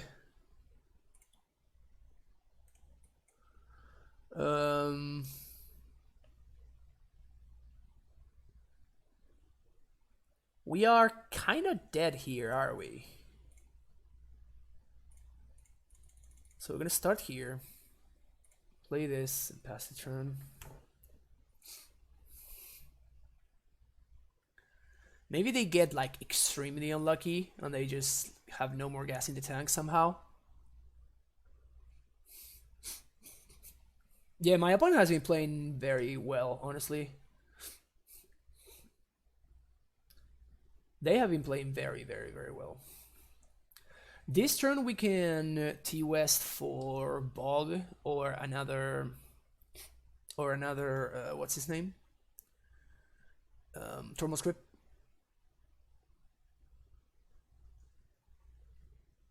But we are very much not out of the woods at all.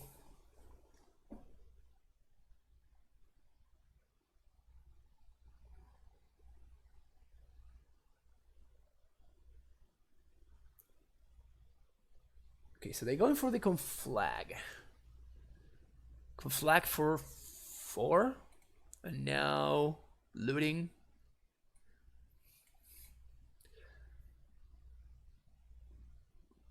Sheesh. Don't have a land. Okay, so now we lose. Alright. GG, well played.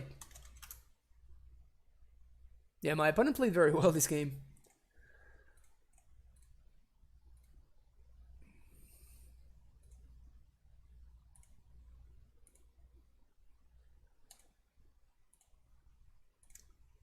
My opponent played that one very, very well.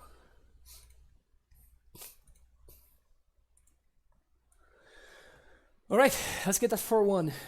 Let's get them 4-1.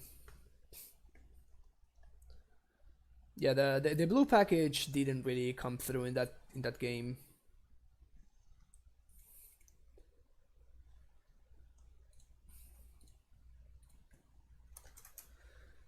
Also, one thing that I want to point out though is that we are getting, this hand is pretty good by the way, we're getting a lot of mileage by our opponents not knowing which list we're on.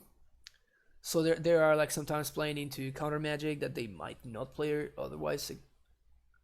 We played 5 matches, 4 of those my opponent went on game 1, turn 1 faithless looting.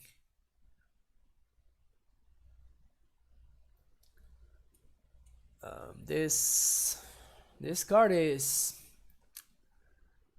I mean, we got the Natty Bog, so good for us, but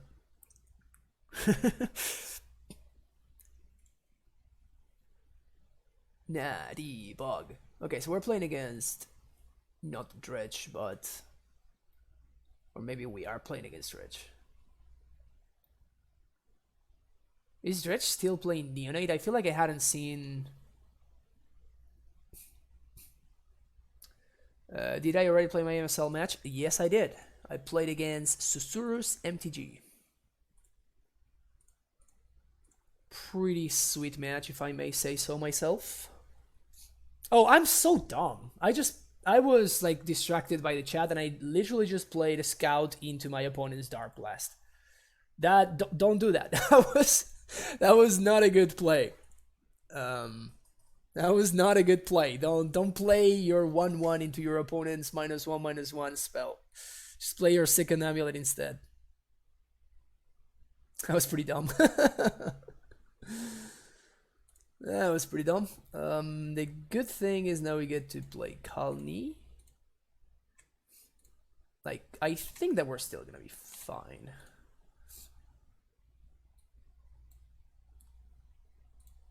Getting the Suva there, and no Tolaria Wests. No T-Wests for us. You're fine, Epion. It's my bad. Okay. Okay, so they are not on Dredge. They are on Hogaak. Wow, we were really not drawing a prime time for a while. There we go. We were not drawing a prime time for a while. All right, so these two, this two. We were bringing this in. Kind of forgot what we were sideboarding. We're on the draw, so we take this out, and this out. I think this is what we were doing.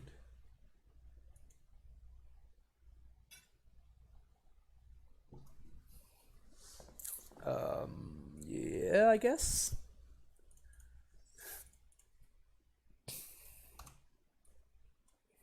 Turn 2, Perilous Voyage. Opponent's never gonna see it coming. Whew, all right.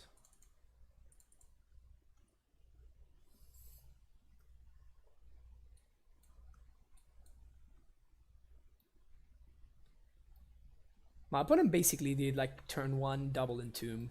That's pretty sick. Did you have the cyber almost down for this matchup, right? Yeah, I know. Lots of I can say that I have a lot of testing experience in the in the Hogaak matchup for sure. Carry on feeder. Okay. Oh yeah, no. I actually want a Tomo script here because if they have a Hogaak in hand, then I'm in a lot of trouble. So I feel like I want to do that right there. I guess they were F6, so they did not have the Hogaak. But still, I think that was the correct play. I'm gonna play Scout. Set up my blue mana. Oh, I can't wait to get him. I can't wait to get him. Yeah, I was definitely playing around Hogaak from hand. 100%.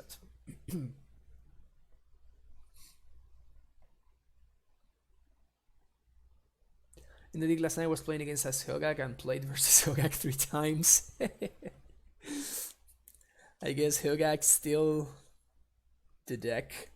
Well, I guess that people are like really trying to break it, which kind of makes sense with the modern Pro Tour coming up. So it makes sense for people to be trying to like see whether the deck is still busted. And trying to go for like the best possible build, I guess. Stitcher Supplier.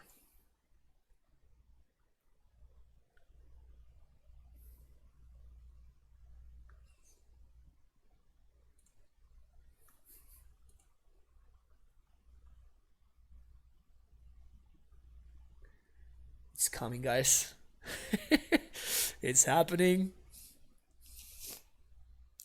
It's happening. I mean, the Vengevine is actually kind of annoying, honestly. I'm taking a chump here. Go to end of turn. Flash this in. Bounce the tapped land. Voyage your Hogaak. Nice. Okay, so boom, boom, gain 2, and GG's. Ojuku Bog, and this. Bog you. Bounce Bog. Good times. Yeah, he definitely missed a little bit of value there. I mean, it's not relevant, honestly. Like it just doesn't really matter, but yeah, I wonder what they do here. Yeah, so I guess that they are sacking Supplier here. Makes sense. So they want to like recast the Hogaak here, which makes sense. It's understandable. OP recasts Hogaak.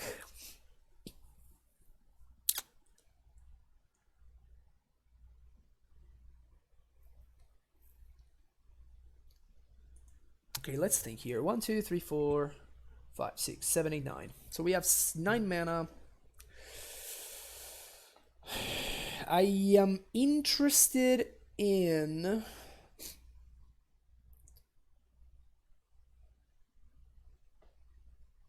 Well, I guess I'm not going to get to wipe my opponent's board, because they are just going to sack the Vengevine to the Carrion Feeder. So it's effectively just trading for the Vine. What I can do though is I can haste the Primetime, I can trade with the Hogaak, and then I can exile both of them.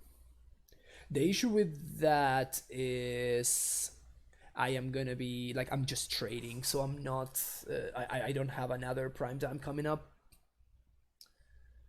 So I think it's gonna be better for me to do this and this.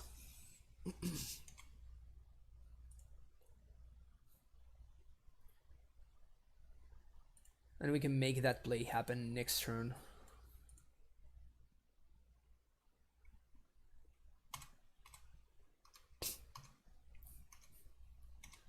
Yeah, I could have attacked, they trade, I bog away the Hogaak, but then I'm left with no Titan. So I think it's way more important for me to set up the next Titan before I go for that play. And if they just serve with the Hogaak, then I'm actually in a very good spot. Well, I can't fire spout, right? Because they just sack the Vengevine to the feeder, and now this guy doesn't die. So it's not really wiping the board, it's just... Okay, my opponent is getting a reasonable amount of value here.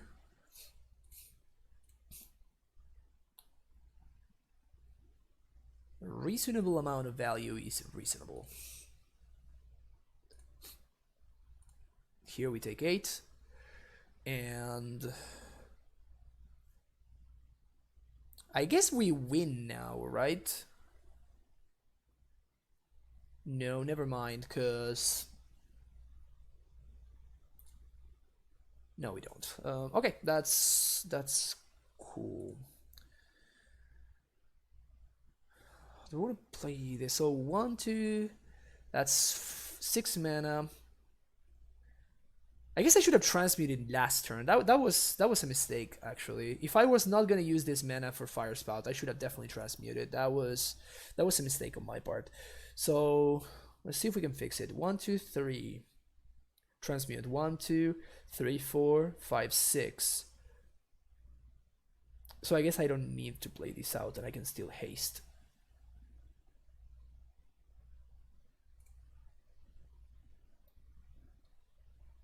This doesn't really do anything though. Yeah, that was definitely a mistake on my part on the previous turn. I punted. Titan 1, 2, 3, 4, 5, 6.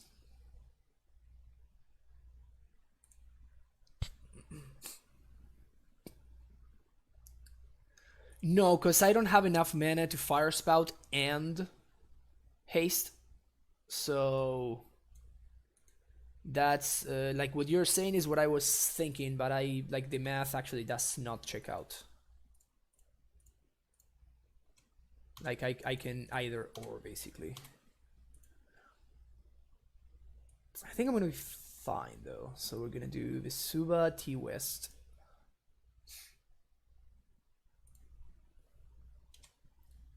Then yes, and we're gonna Simic Sunhome. Or like bounce Sunhome, setting up for next turn.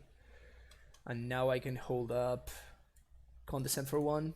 like for whatever reason I want to be doing that.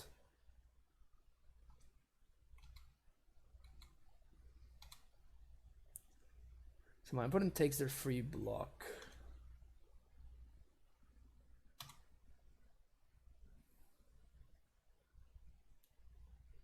I can also bog to exile the divine. That's fine.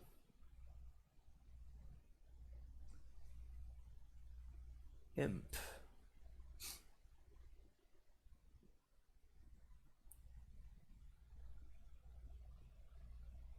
So their hand is 1 imp and X.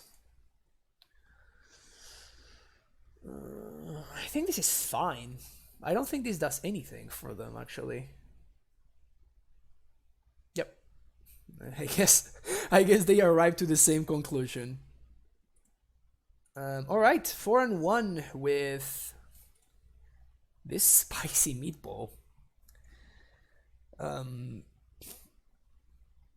That was pretty cool.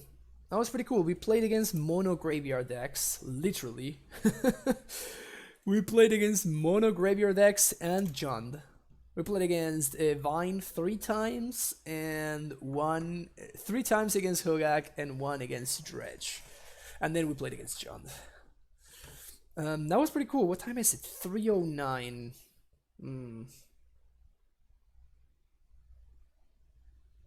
All right, let's try it again. Hopefully it will be a quick one. Hopefully it will be a quick one. But yeah, how you doing? How you doing, Grant? Welcome to the stream. And for everybody that's new to the stream, my name is Francisco. We played a lot of Amulet in this channel, so if you enjoy some modern or legacy content, feel free to hit that follow button. You can get notified whenever I go live, and it's 100% free. If you want to help support the channel, you can always subscribe. That will give you access to both these sweet emotes and the Nobad Matchups emote for the tier 2 sub, but it will also give you access to a 50-page sideboard guide that I've written about Amulet, the version with Karn that you can see me play in the MSL, which is the Modern Streamer League, which will be airing. My match will actually be aired today at 5 p.m. The broadcast starting at 5 p.m. on the Modern Streamers League Twitch channel, and it's a pretty sweet event, as you can see here. Let's minimize this real quick. This is a very cool event. You can find more information in the link that I just sent you. It's 2 teams, Team Fire and Team Ice. It's for a good cause. We're doing it for like whoever wins will choose a charity of their they're choosing, and everything will be donated to that charity. Then if you want to check out it, follow me on Twitter. First of all, you can do it with that link. If you want to check out my YouTube channel, you can find it right there. Thank you, MTGBot. And if you want to join my Discord, which is where you will find if you're a sub, you will find the what am I trying to say? The guide, the sideboard guide right there. And finally, if you want to help me go to GP Vegas, any donation is greatly appreciated. And we're gonna keep this in bottom 1 of the condescends. And with any donation of $12 or more, I will be playing anything that you want on stream live for your viewing pleasure. And then of course we will do analysis afterwards and whatnot. So yeah, cool stuff. Search for Tomorrow. Not a great matchup to be to draw one of Waterlogged Grove. Not a great matchup for that, unfortunately. This hand being on the play would have been so much better.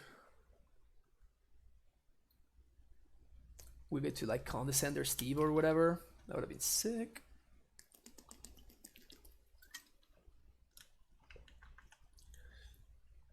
Condescender Farseek, I guess. Alright, so I don't think we're condescending anything of relevance, so I think I'm gonna take this chance to make sure that I play both of these amulets out, which now means that a bounce land will yield me primetime mana even if the scout happens to die, which is not very unlikely, honestly, considering my opponent has done nothing but ram so far. Next turn I can crack the canopy for the Karoo. I don't think I will be cracking the canopy. I think I'm going to be holding up Condescend. Like, I really need the Karoo here, though. If I draw Steerings, I'm going to risk it for the biscuit for sure, though.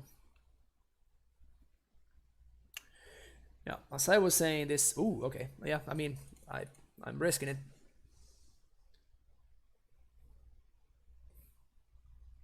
Sick. And of course, proper sequencing is to do this beforehand here. You definitely want to like tap the scout before you... because if I make my land drop and then my opponent kills the scout in response, then I'm going to be short on mana. So we definitely want to do this like so. Now we get to bounce the Grove. We play prime time and everything is beautiful.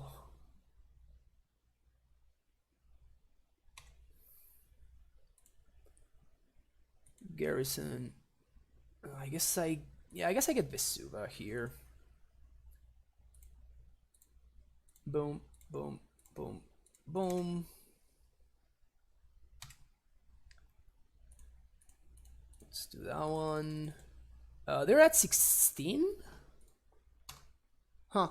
Because they're at 16, I think I can actually play around... Can I play around double lightning bolt? Yeah, actually I can.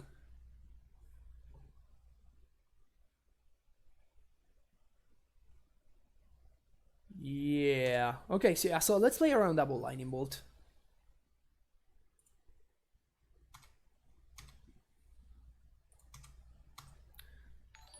Yeah, playing around double lightning bolt seems great here.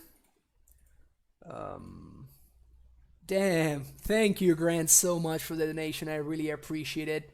Kill it in Vegas. Thank you so much. That's awesome. I really appreciate the support, Grant. Thank you so much. All right, yeah, well, we're looking really good here.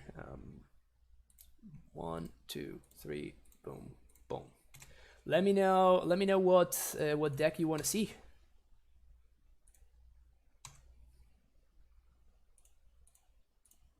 We double strike there.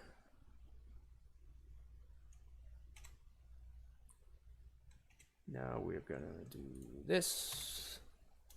And we 16 them with Condescend backup for value. Play some Titan on it. Well, your wishes are my... How do you say that? Your wish is my command? Alright, so we definitely want Rexage here. I don't love ramming up, but I feel like it's better than this card.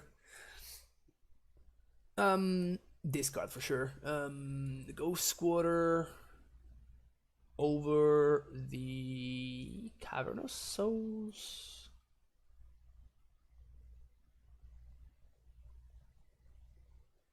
I think I'm not gonna bring it in the ramming up actually. Like this just sounds better. I might not want this though. Yeah, actually, yeah. Let's take out the Voyage and let's bring this in.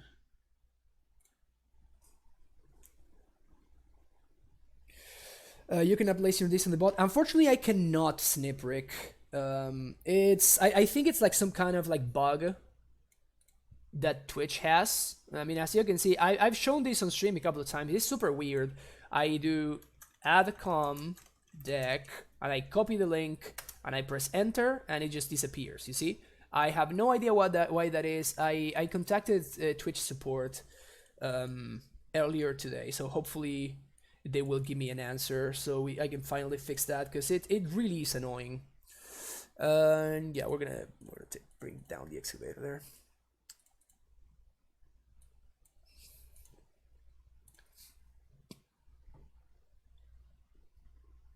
But the list is updated in the Stream Decker extension. So if you're watching on your computer and you see like the little Stream Decker, Stream Decker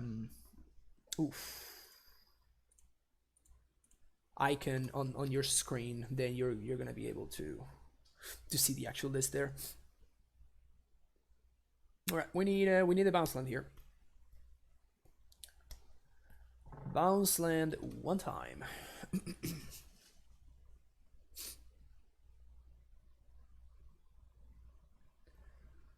For a game versus that is an extremely tough question. I don't think I can answer that honestly. Okay, so I'm not playing again around Ancient Grudge. If they got the Grudge, they got me. Like I really don't know how to answer that question, Epion. Like I would need to like play some hands, like see some hands and like tell you from that, like for sure. But like just out of the blank while I'm streaming, I I cannot really think of an example for you. All right, so I'm still representing something, whatever that something is. I don't know, but yeah, if they have like Shatterstorm or of Ancient Grudge, I done so. If they have Dam Sphere, I'm also kind of dead.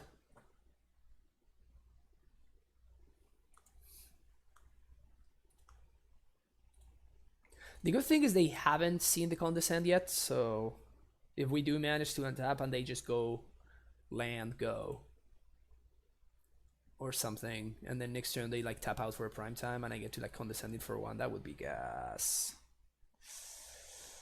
That would be real sweet.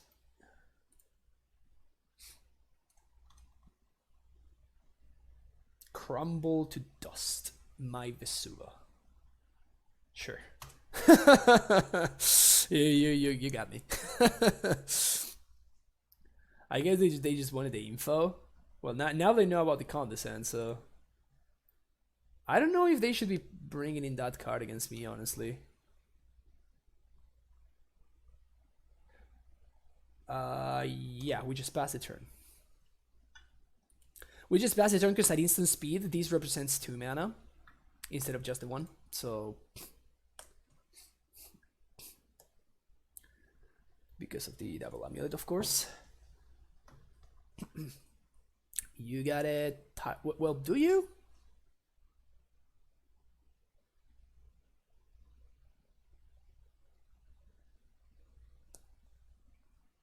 I think I Condescend this. I cannot die this turn, right? So I think I just Condescend this for 1. Tap my opponent out a little bit, and then I get my Scry, which is realistically all I want. Like the reason to do this is to Scry.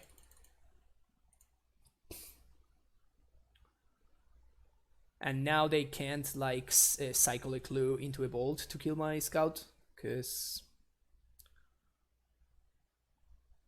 bingo.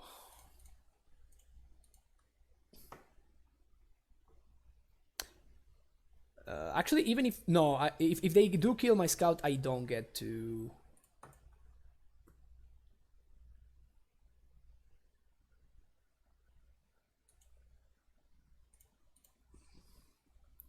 If they kill my scout, I don't get to kill them anyway because my Vesuva is gone. But yeah, now we're doing this with Pact of Negation backup, so like this game is over now. How do I want to do this? I want to make sure that because the Vesuva is gone, so I'm gonna use 4 mana. I can replay this. I'm gonna have a green floating. Can bounce this. I get Boros plus Stronghold. I activate twice, and then I get So yeah, we have lethal here.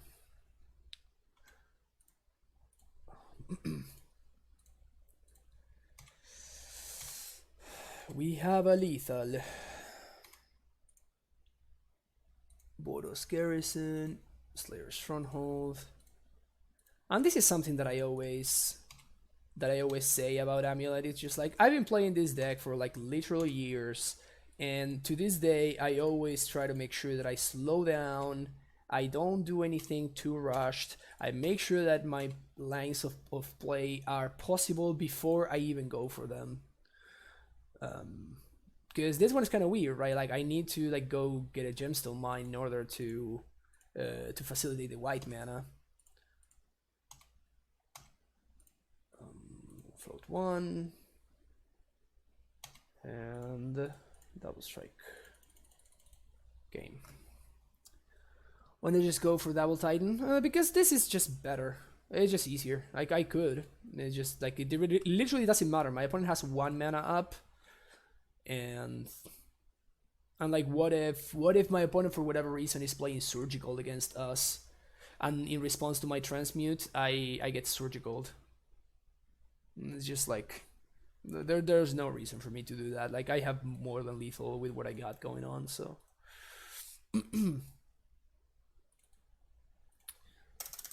All right, want to know.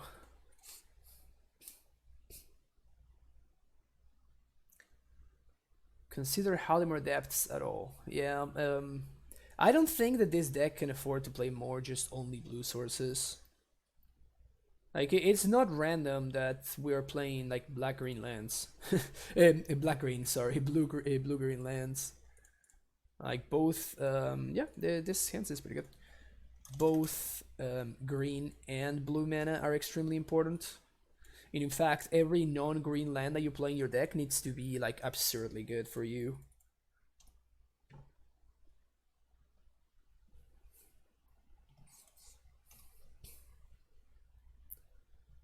Like I would play, I would probably play. Yeah, I think I'm holding up Condescendis right here instead of playing out the Azusa. Like I would. Ooh, interesting. Chalice on one. I don't really care about this, but I care about the scry.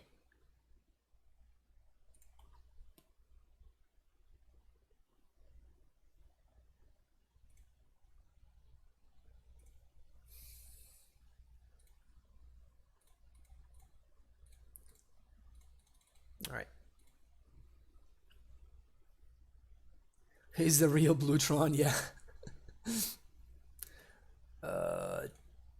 Bottom and bottom. We're looking for a bounce land here. Ding, ding, ding.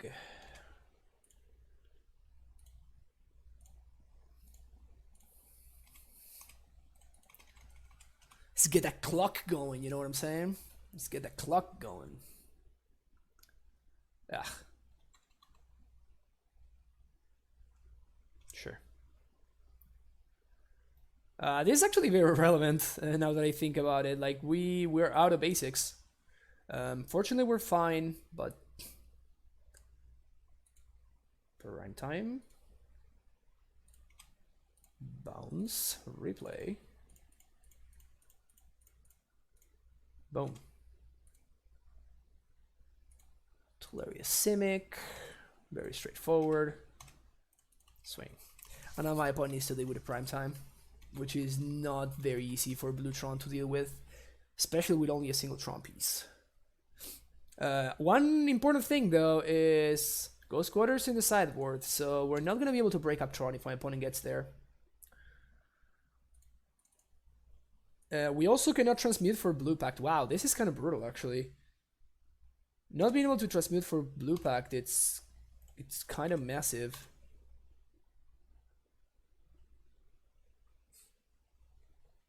Snapcasterino. you got it. Snapcaster resolves. So I guess they're gonna set up. I'm assuming that they're trying to set up Dismember for the prime time.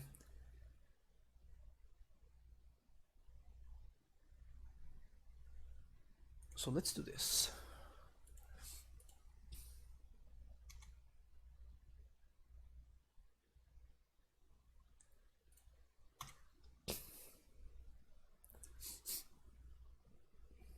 Oh, never mind. They're not. They're just dead.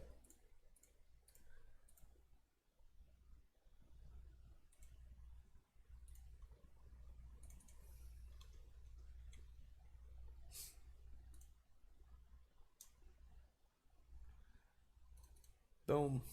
All right. A Braid. Yes. Pact of Negation. Actually, do I want Pact of Negation? Maybe don't want Pact of Negation.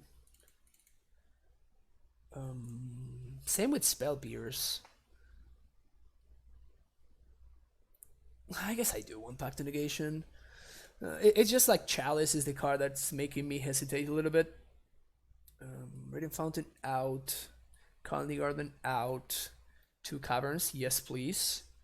One more land I can take out. Probably the Bojuka? No, Bojuka Bog is decent at stopping Crucible. Explosives out. I want my counter magic. I want my voyages. I want my remands. Do I want this card? This makes my stuff uncounterable. That seems legit.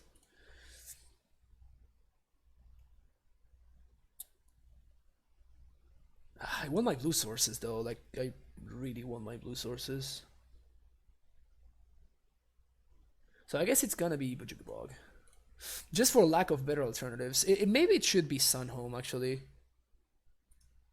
Let's do that. I think it should be. Yeah, I think it's gonna be Sunhome. We can shave 1 Amulet. We can shave 1 Steerings. I like shaving 1 drops against the Chalice decks for sure. Nullhide Ferox?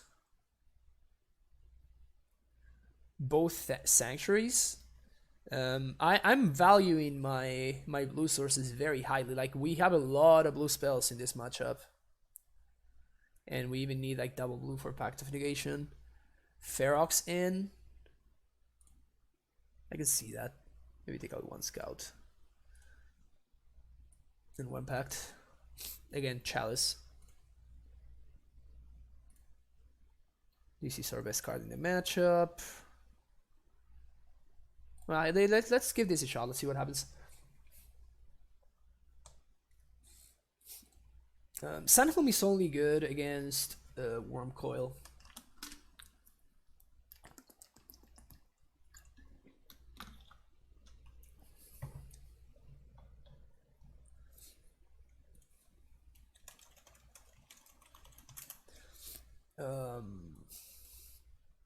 I guess I keep.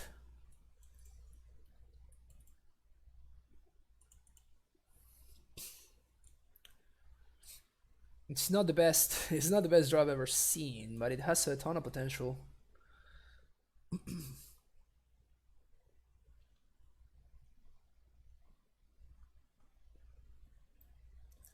Grilled Cheese, is this the best bounce spell we have access to? Like, is this the best we can do? Or can we... Like, have you tried the X bounce spell? Can't remember the name. You know what I'm saying.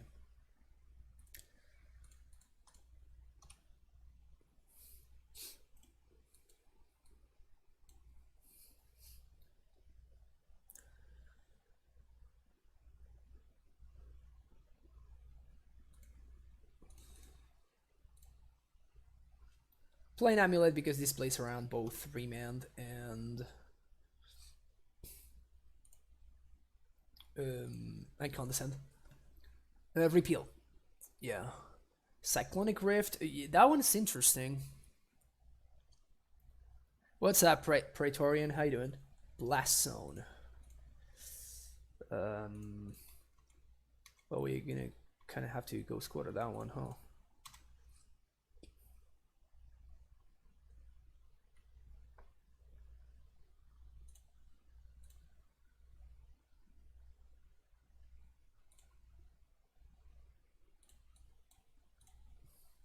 Not being able to bounce your own spell is kind of brutal too, honestly.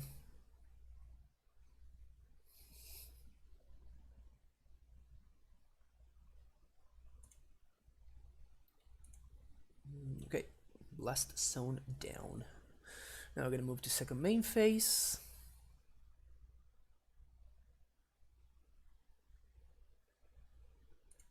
They don't use their mana. That's cool. And now we do a little bit of this. And I think I'm gonna jam the excavator here. Like, it's possible they just dismember it and I get no value, but I'd rather do this while I can play around their counter magic than, you know, do it when I can't play around the counter magic.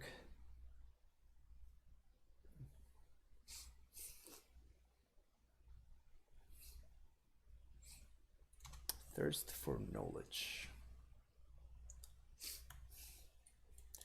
I love whenever I just like side out amulets and then I just like draw a bunch anyway. It's pretty funny. Holding up Perilous Voyage.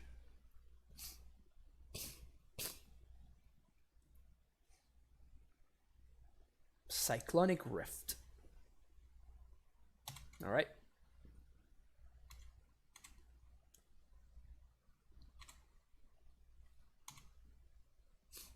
Nice.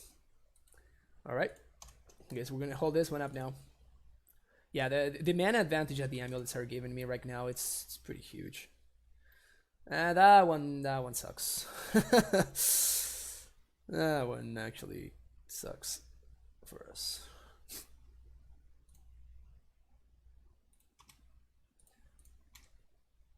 Nothing there. Okay.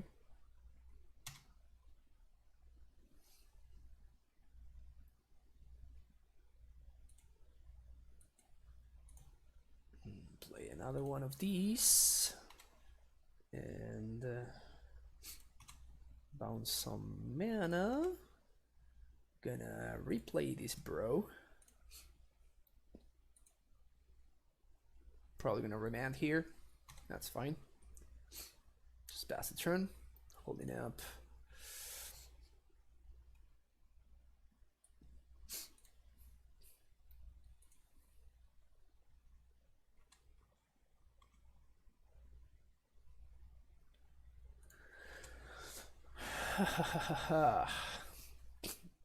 Redundant condescend.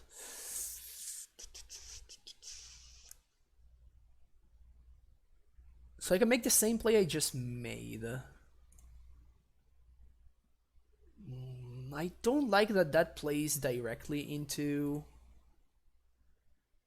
I think I'm just gonna play out my lands and say go. Because that plays directly into my opponent's like snapcasters and counter magic or whatever.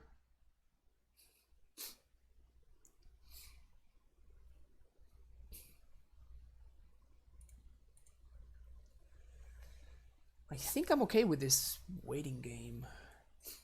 Maybe I'm being too greedy. That is exactly what I wanted to see. All right, so now things are looking up greatly. Yeah, I guess I want to do this right like so. Play Azusa.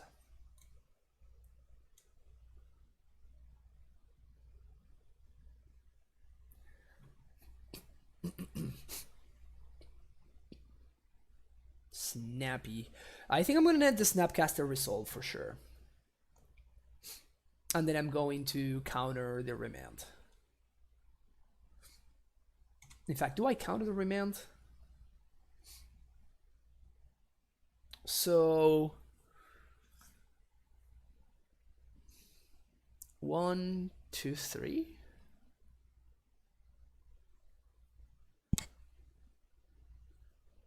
So I will need to pay 1, 2, 3, 4 in order to counter. But then I get remanded. Yeah, Yeah, no, so I think I'm just gonna let this go. And I'm just going to recast the Azusa.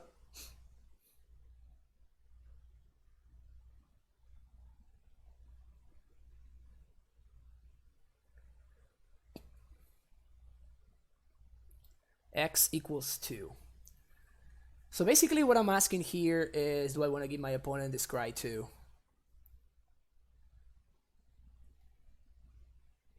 I think I do, because I'm going to go squatter them, right? Like I made just one land drop. Yeah, I think this is gonna be good actually. Yeah, so we let this go. We pay 1, 2.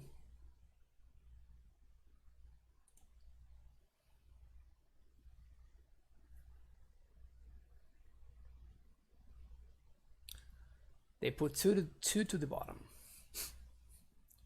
Now we play turf. And this game has been very interesting. We're gonna hold this one in hand still. Do this, play Ghost Squatter, and I think we're gonna main face this to mess up with my opponent's scries.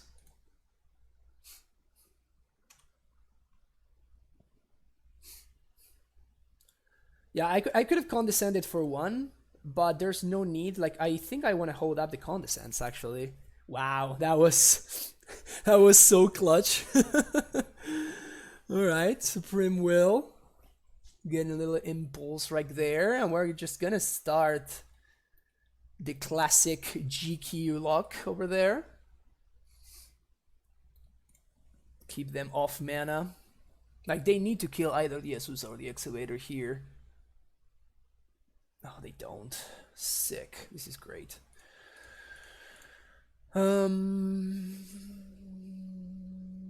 Well, if I think I'm gonna get my value here, actually.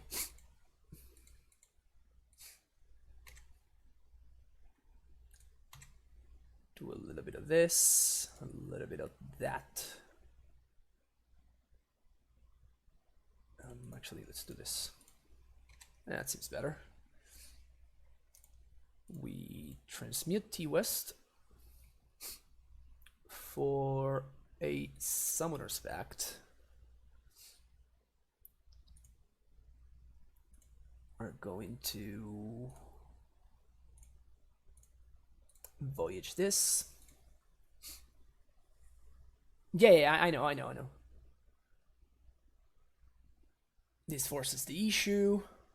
Oh, this is sick. Okay, so yeah, I guess now we just win. Condescend for 1.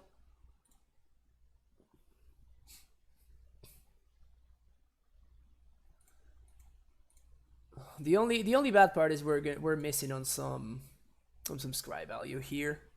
The good part is that we get to win the game.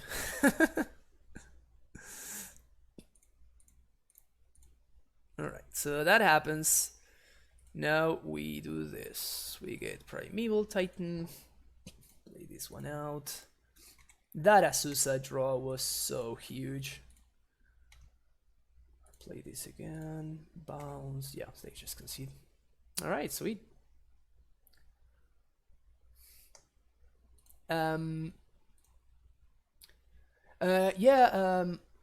Map sound. So if you join the Discord, my Discord that is, which is the first link right there, the Primetime Stronghold Discord. If you join it, if you're a sub and your accounts are linked, you're going to get access to the sub-only channels, which should be at the top. And you will see one channel that it has the name Sideboard Guide. See? Amulet Sideboard Guide. That's the one. You will find the Sideboard Guide there.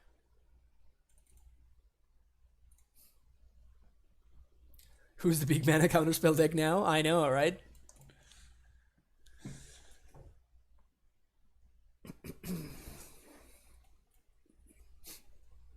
They're not there for you?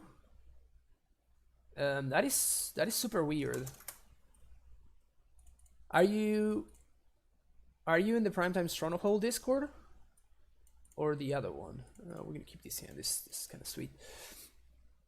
Put almost to 6. If you just subbed, first of all, thank you, and I have no idea where your notification went through. And if that's the case, it takes a couple of hours. Like it updates every couple of hours, like the database updates every couple of hours. So usually, a lot of people that have that issue just need to wait. And in a couple of hours, you'll get the link. 3 months. I know that you've been here for a while, so that's super weird. I will. I don't know what to answer.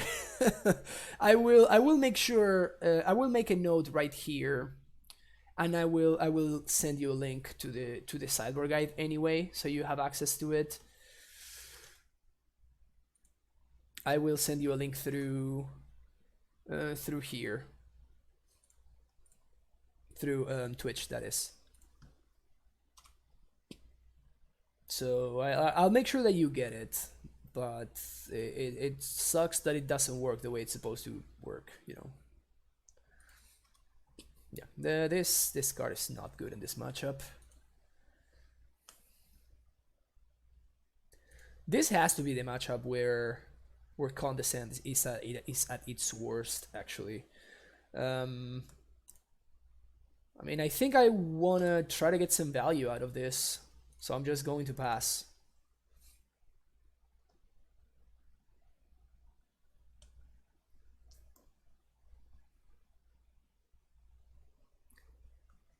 Yeah, this feels so bad because this is actually just a Condescend for 1. And it's costing me like 2 gemstone counters. Yeah, this is so bad. Stupid Thalia.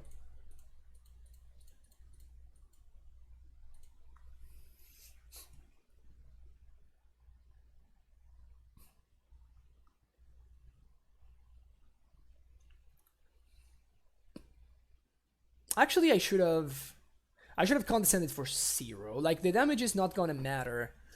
And my opponent clearly does not have a 1-drop, otherwise they would have played it before they played Lieutenant. Damn. Bottom that. And I guess we're gonna bottom both. Because I'm looking for an actual Titan. Is this good enough? Because this means 7 mana. Yeah, I think I'm gonna bottom this. We need either an actual Titan or an engineered explosives. So it's weird to bottom summoners back there, but I don't think I can afford to spend this turn drawing summoners back.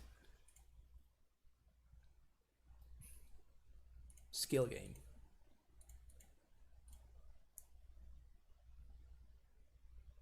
Alright, that's what I was looking for. Alright, so now we can prime time next turn. And we can throw this guy under the bus. So unless my opponent has a meddling mage, we should be in a fine spot.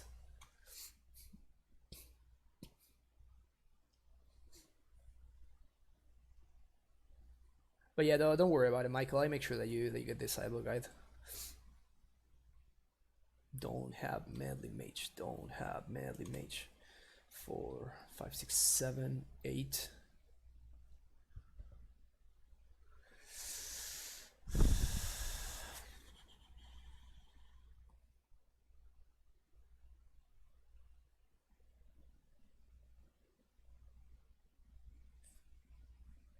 Okay, so I'm gonna go down to 3.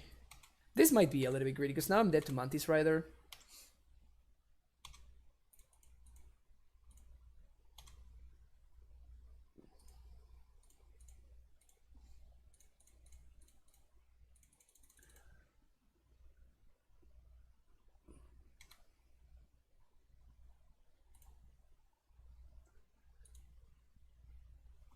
So I can choose to either be dead to Mantis Rider or...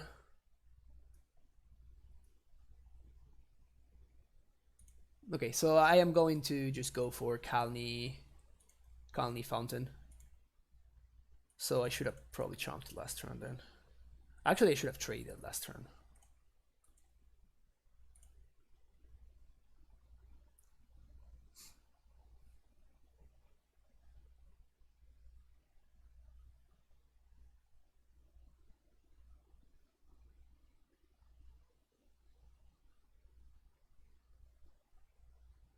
Okay, sweet.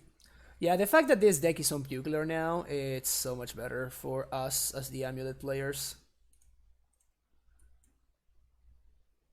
Because this card is not particularly awesome against us.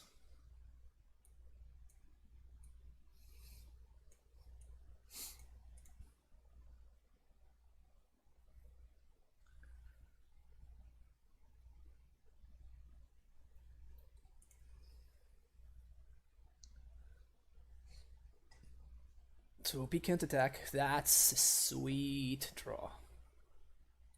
That is such a sweet draw. Alright, so now I think we might be fine here. So I attack. I get Boros plus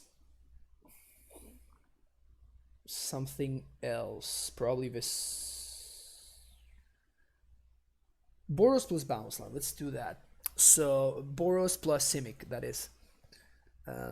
Now I get to bounce the fountain. This forces my opponent to, like, they cannot trade with my primetime now, so they're probably not going to block. And after that resolves, I'm going to transmute for an explosives on 2 and play it on 2. Yeah, that sounds great. In fact, do I have enough mana to do everything that I want to do here? I probably do. No, I don't. No, I don't. So I guess I'm just going to do this. What do you say about this version so far? It's been playing out very nicely, honestly. It's been playing out very, very well. So bounce number 1 is going to be the fountain. Bounce number 2 is going to be the Simic growth. Yeah, no, my opponent cannot block. Now I can do 3. Play this. For 2. Susa. I'm gonna do 1, 2. That's 3 to transmute, 2 to play, 2 to crack. Yeah, so we're. Well, actually, I can hold up Condescend as well. Yeah, this is just awesome. Yeah. All right. Yeah. So yeah. Yeah. This Amulet draw was just absurd. Get explosives, blade for 2. Of course, note that it's X equals 1 because of Thalia, but the Sunburst still checks, and I used 2 mana there, so. Thank you, Grid Cheese. Yeah, the list has been playing out very, very well, honestly. Not really afraid of that Champion of the Parish yet. At this point, we can crack explosives and Condescend for a reasonable amount. It's super weird that Condescend has been. Like, my opponent didn't draw any caverns nor Aether Vial, so I've been able to get value from these Condescends. I just want to point out, like, that turn that I bottomed the Summoner's Pact, it's so important to know what your outs are at any point in every game that you're playing. I cannot stress how important that is. You might have, thought that it was a small thing, but it's actually huge. Like the fact that I bottomed that card there, it was so important. What's up, Big Monkey? How you doing? Unfortunately, I cannot share the list with you because this stupid Twitch chat doesn't allow me to. Grilled Cheese was sharing the list before, but I think he's gone now. Oh, thank you, Inquisitor Jesus. I appreciate your help right there. Looking for another prime time. That's like the only thing that we're missing here. I mean, we're not missing anything. We're probably gonna win this game single-handedly, but That's like the only thing that we could use more of. So let's do...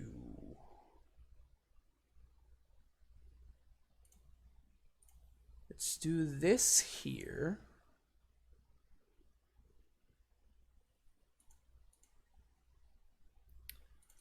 So let's start by activating there.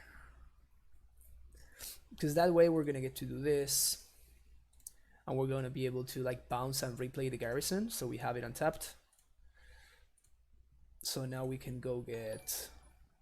Like we're ready, like my opponent is forced to chump already. Redux with that Deutschram Stronghold for the 3rd month in a row.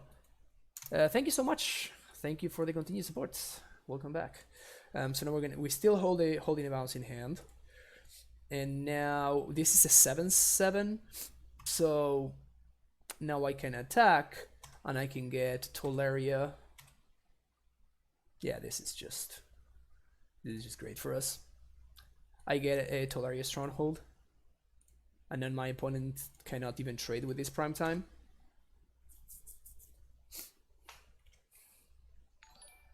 Because if they block, I just give +2 to so and they just die. Dom with that Twitch Prime sub for the 4th month in a row. Thank you so much. Glad that you've been learning from the stream. That's hopefully the idea, you know, for people to learn about Amulet, for people to get excited about Amulet. That is my goal. So the fact that it's been working out with you, that's awesome. All right. Boom. So now we kill that guy. Opponent goes down to 3. We don't have Walking Ballista. Transmute. So we can play a second prime time, which plays around... It makes sure that my opponent is dead to Reflector Mage, but it makes it so I'm dead to... It makes it so I'm dead to the Deputy of Detention.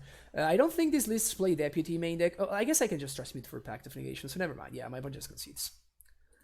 Yeah, we were going to go get Primetime, another second Primetime, play it, and then transmute for... they were going to transmute for... Pact. Oh, we are not playing Pact, never mind. So that would have not been a great play, huh? Good to know. Which could block out.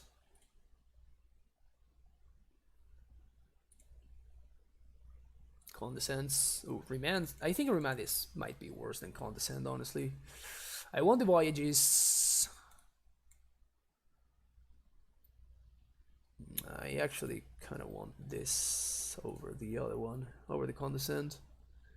We bring in our removal, and that's it.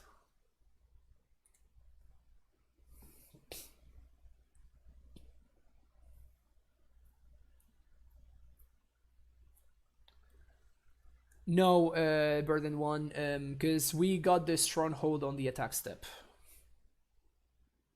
So, like, I actually activated the Sun Home in my main phase. If it had been the other way around, yeah, we could have done that. But what we got was the Stronghold was the land that we got from the attack. So, Ghost Quarter not good versus humans. Nope. It doesn't really do anything against humans. Okay.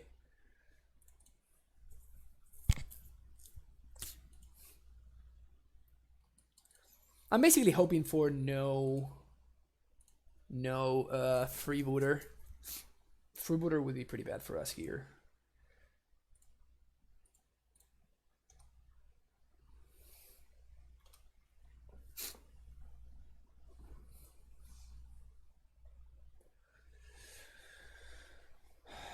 Semantis Rider. I think I just go ahead and just get my 2-for-1 here. This, of course, slows down the clock considerably. It deals with my opponent's mana. So I think we just do this. That's a fine use of a Fire Spout.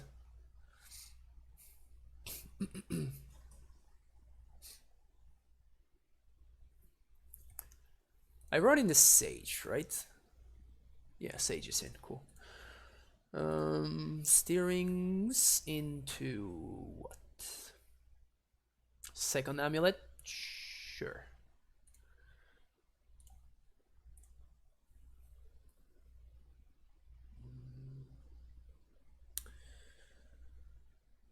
So I'm playing Gemstone this turn. It's kind of awkward that we drew like all of our value lands and the Sandhome. Like we're just not gonna have enough time to play them all in time.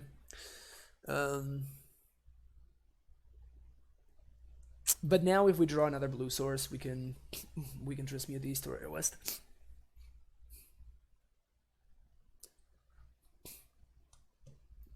There we go.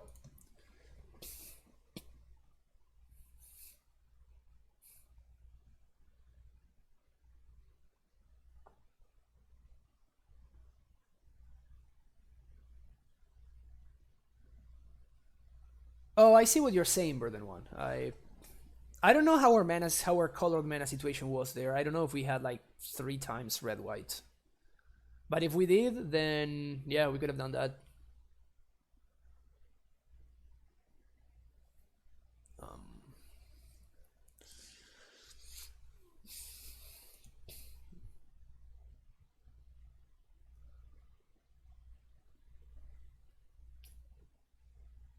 Okay, so now I'm regretting my play because we drew Simic Growth Chamber, obviously, but I still think it was correct to do what we did. And here it sucks a little bit. Well, I guess that we could play.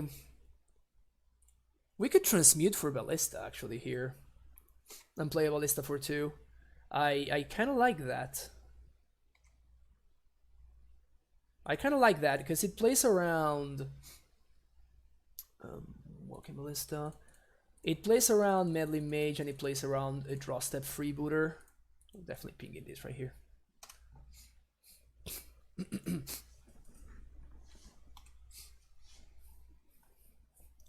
Like I'm very concerned about Meddling Mage right there. And also draw step freebooter blows me out very, very badly.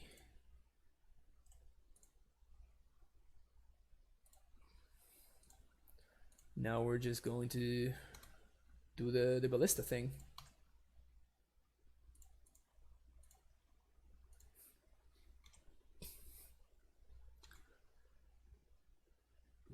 I think I do want to attack.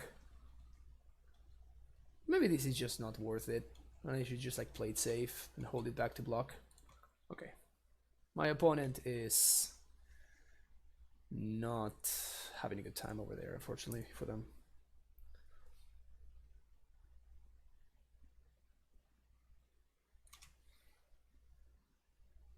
Alright. What do we got here? OP? Deputy of Detention. Alright. What you deputy? You deputy the Wakibi. So this is effectively the same. So I'm like, because like they exile the Ballista and then if I manage to kill this, they like it comes back as a 0/0. So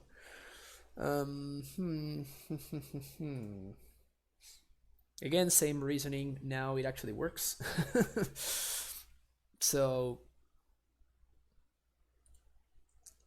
now I can like transmute and play this out and cast the prime time same turn. My draws have been horrendous. Like I literally drew like all of my lands that I don't want to draw. Like the only ones that I'm missing are Vesuva and the other one, what's his name? Boros Garrison. So we're drawing very poorly.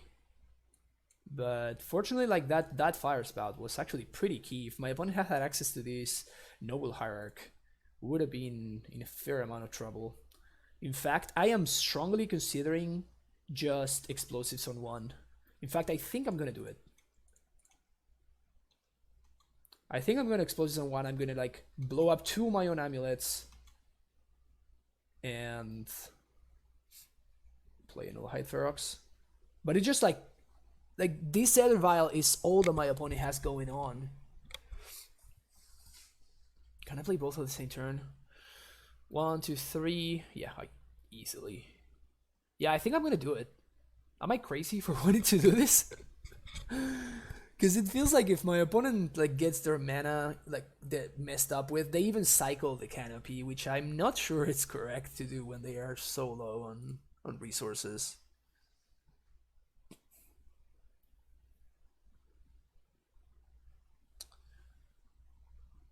Yeah, I think I'm gonna do it. I think I'm gonna do it. The alternative is to play the Ferox and haste it and swing. But it's bad if my opponent has either Deputy, Reflector Mage, or Phantasmal Image. I guess it's not because the Ferox... Wow, Ferox is kind of sick here.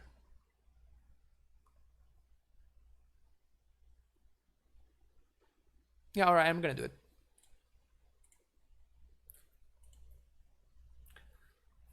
Chat is not saying anything, so I'm gonna take it. I'm gonna take that as if it's strictly correct to do this.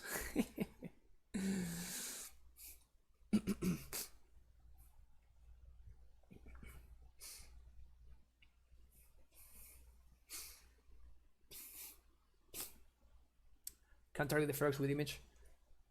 Yeah, that's what I was thinking. But they can't target it if they don't draw land. Yeah, alright, sick. So that's good games.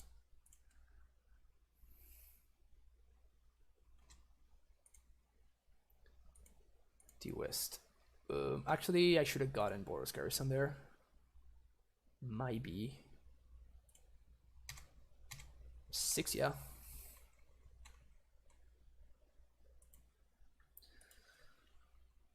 Well, this is a clean league right here. This is a nice and clean league over there.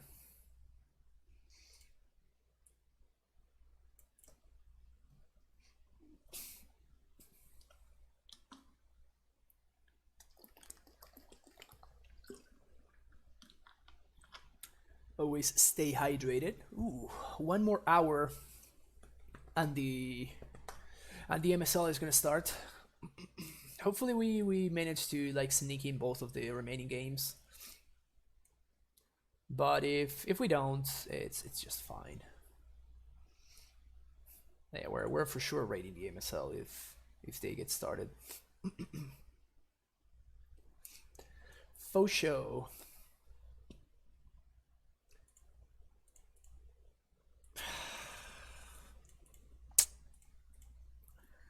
This kind of hands, they promise a lot, but they deliver nothing. So I think I'm just gonna mulligan.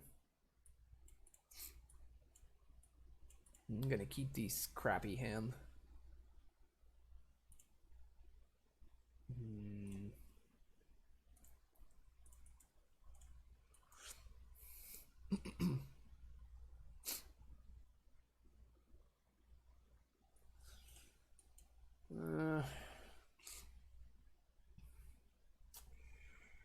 Not in a great spot here.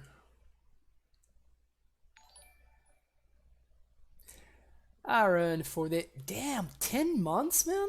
That's so cool. Thank you so much for the constant support.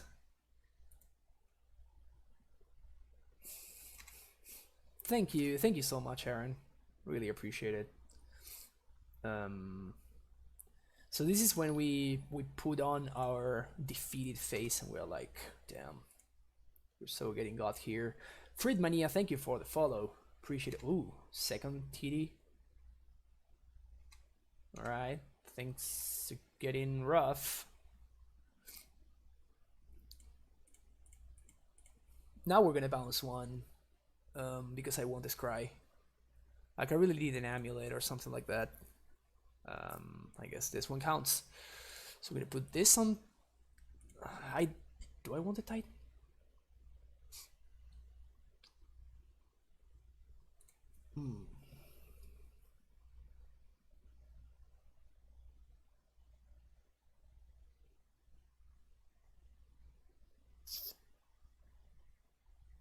This is tough. I think I'm gonna top both because I want to save up this Summoner's Pact. I guess I'm gonna bottom the Prime Time and top the Azusa.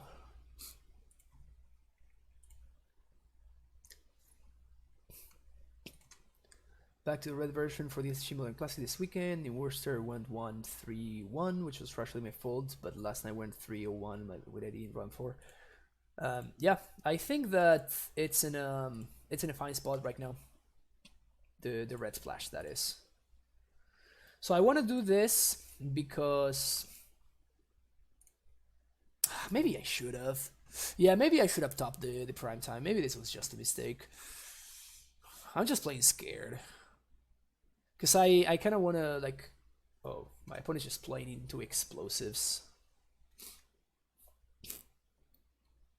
And they even waste the ball to my Azusa. Oh, this is great. This is great. Let's play Dredge again because I feel like I'm too far right now. You do? Like, Amulet's been perfectly fine for me.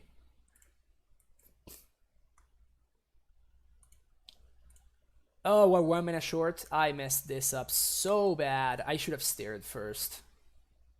Oh, I messed this one up. Oh, I feel so bad. I feel so bad. 1, 2, 3, 4, 5, 6. Yeah, I thought I had 7 mana for whatever reason. Ah, this is brutal. Yeah, I think I'm gonna lose the game now. Oof.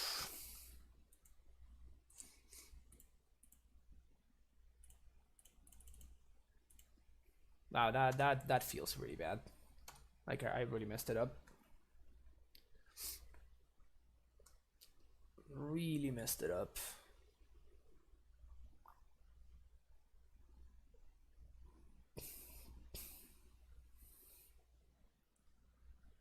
Yeah, I mean my opponent has leaf. Oh no, they don't. All right, cool. All right, so 1, 2, 3, 4. This. Play my Prime Time. Get Fountain. Simic. Bounce Fountain. And crack this immediately. I don't want my opponent bouncing my Prime Boy. Wow, they just have infinite things in the ice. Infinity things in the ice. Yeah, not having access to... That's a pretty solid draw. Yeah, because this forces... Now we're fine. Stronghold. That was like the absolute best possible draw, bar none. Bar none.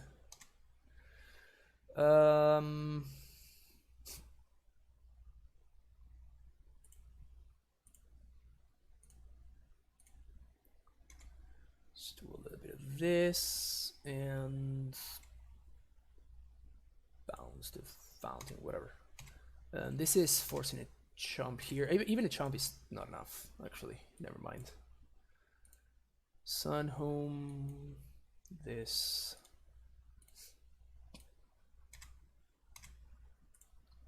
Yeah, I just concede. All right, that worked out. I am very surprised my opponent was just not able to find that last piece of interaction. That is kind of hilarious. Oh, I forgot that we were playing Buchukabog in the main. For whatever reason, I thought it was in the cyber. That was my bad. I should have definitely gotten the Buchukabog there. Okay, Voyage, pretty good in this matchup. Are you just playing the winning for fun or to test? So grilled cheese, which is the actually he's the creator of the Amulet Discord, and he's been messing around with this version, and he said that he's been having a lot of success with it. So I wanted to take it out for a spin. That's what we're doing right now.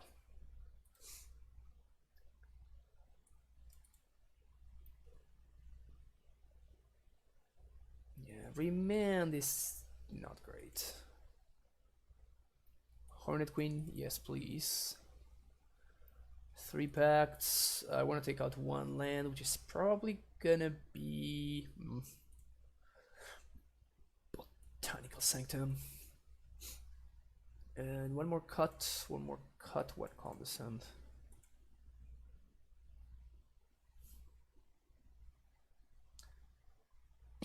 Yeah, I picked up a place of Veil of Summer.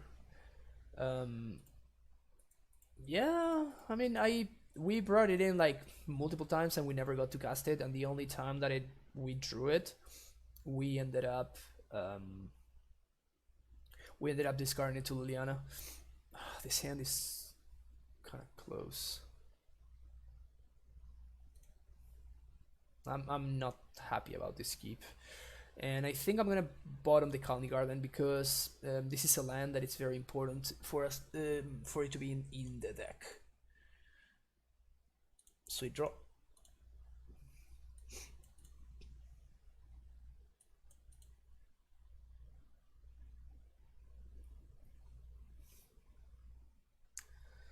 Take care, dude, and keep kicking ass. Season and new updates. Oh, thank you. Thank you so much, Grant. I appreciate it. And thanks for the donation. It means a lot.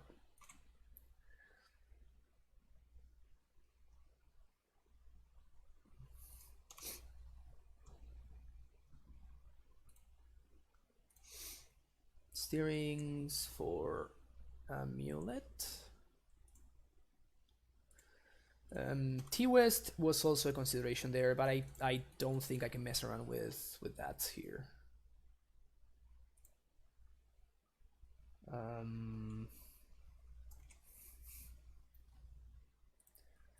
Don't think we pierce this.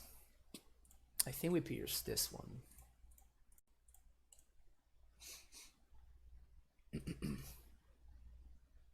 I guess I made the correct call. I'm gonna name Giant here. Which basically says, look, I have no, I have nothing to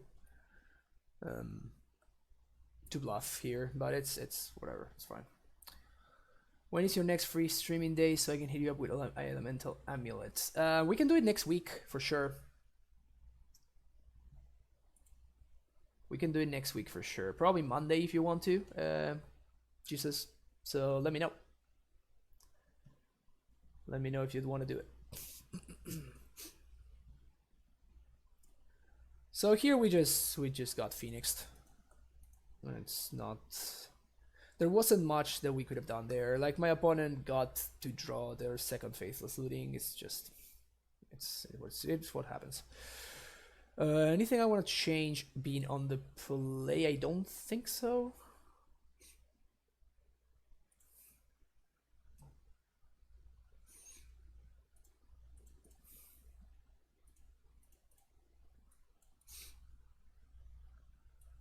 Keeping this hand, of course, it does need some help, but it has redundant pieces of disruption, and it basically, if we draw a Titan, we have guaranteed mana to play it on 4. So, but yeah, so let me know when you'd want to see it. There we go. And when you'd want to see the elemental list played, and send it to me. If there's any cards that I'm not able to get, I will let you know. Because I think the 3 mana card is actually quite expensive in Moto, like 10 or 12 tickets or something. And if that's the case, that might be a little bit problematic.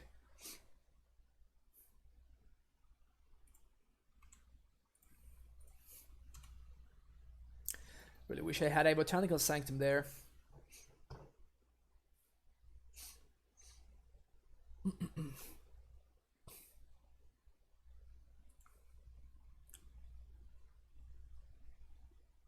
is this? The moon? Yep. Yeah. Yeah, we're just dead here.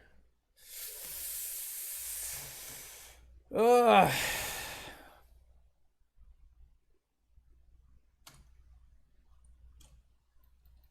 If we had had that Botanical Sanctum this game. Rex Sage one time.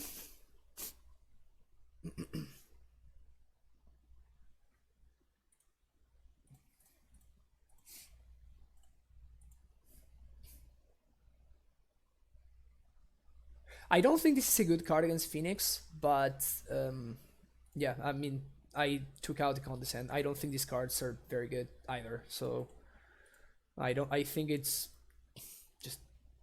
just a bunch of bad cards that we don't want to be playing. So Finale for 0, just to flip the thing.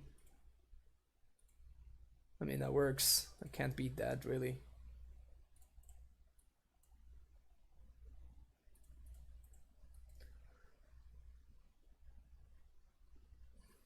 Man, this kind of sucks.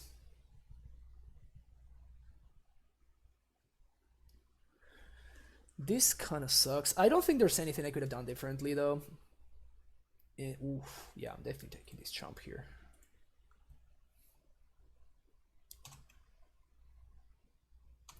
Alright, explosives. Explosives, bring it on. Bring it on.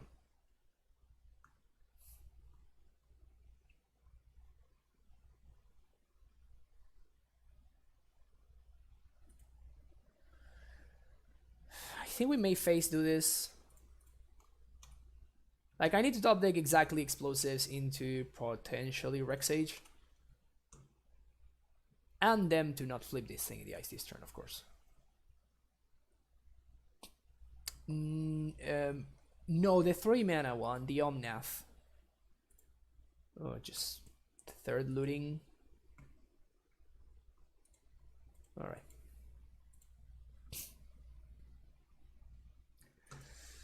Alright, womp womp. Alright, can we get a second 4-1? Because that would be sweet.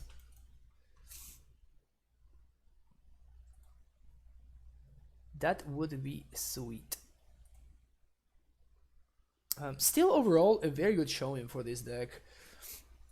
Even in matchups where these cards are bad. I honestly, I just think that we hit like some pretty good variants though, to be honest. Like, we were able to like get value from Condescends against humans, which never drew a single meddling mage in both games, and like that kind of stuff. Of course, you know, they didn't draw a single Cavern of Souls either, so we definitely hit some pretty good variants there. Miss games 2 and 3. What went wrong? You mean against Phoenix right now? If you mean just in the match against Phoenix, game 2 we got Phoenixed on the draw, and game 3 we got Blood Moon on turn 3, and we didn't have a blue source to pierce their Blood Moon, so we died.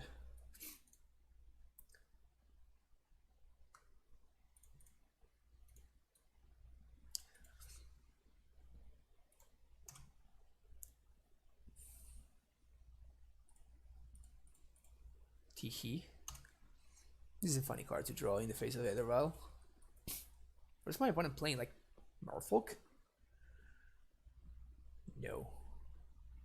What? You're a permanent you control? This is permanent you control? Gross.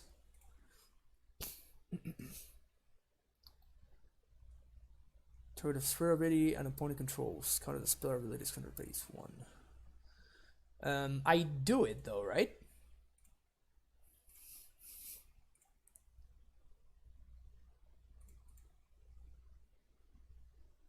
Like, I have the explosives if my opponent goes turn 2 meddling mage, so I do feel like I just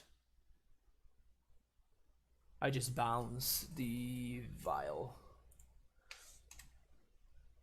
Pay 1 for that.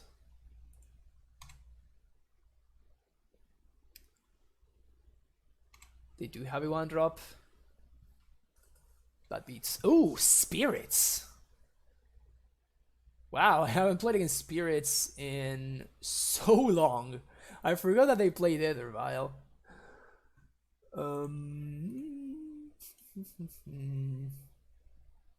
Omnath Locust of the Royal. That's the card. Jesus. Okay, I'm not paying one. You got me. Okay, now the Mariner makes way more sense. I was honestly completely lost when when my opponent played the Mariner. That's hilarious. That is hilarious. Some respect.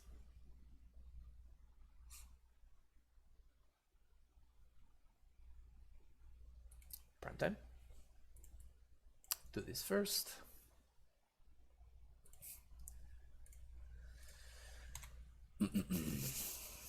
Float green. Play this again. Bounce this one.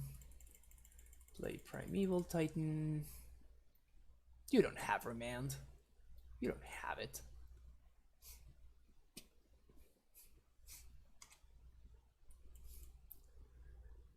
And I can actually attack here, which is nice. Because even if they have Path, I don't care that much.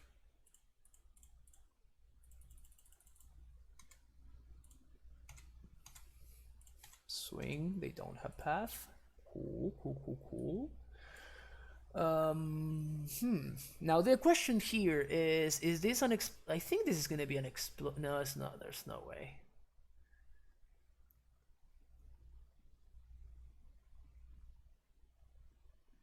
Nah, I'm just gonna Fountain and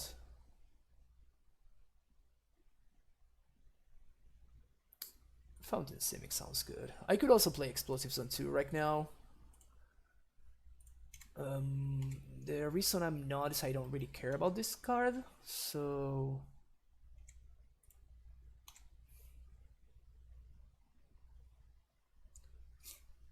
and that's why I don't think it's really worth doing. And I don't think I want to transmute yet. There's no reason for me to.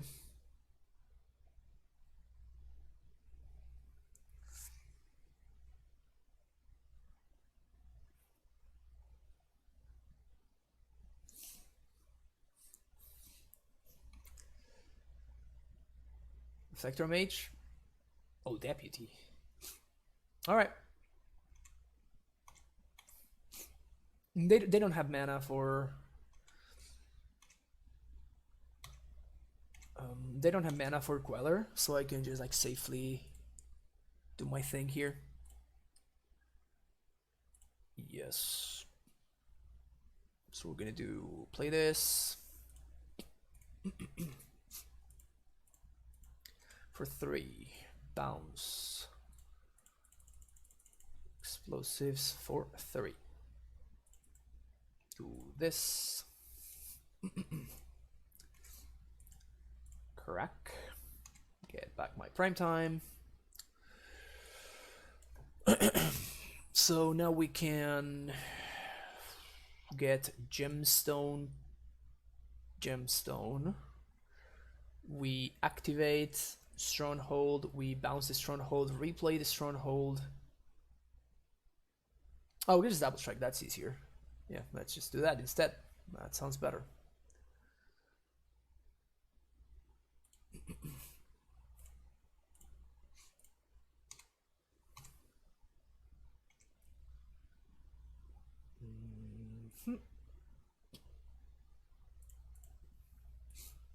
Slash this in. Haste prime time. Bounce this one. Bounce that one, sure, whatever. Attack, double strike, win. Cool. Alright, spirits. Haven't played against this one in a while. Let's see if I remember how to do it. But definitely want discards. Definitely want second cavern for sure. Taking out the Colony Garden. Yeah, I think that we have like all options are good options at that point. I don't think I want Remand. Like they're just like a better tempo deck than we are, so because their cards cost like 2 and 3 instead of 6 and 7. So um yeah, so let's do this. I could bring in Veil of Summer. I'm not going to because it seems to me that it's not going to be particularly good. Yeah, this is an auto mulligan. They kept 7. This hand is pretty bad if I have to be honest.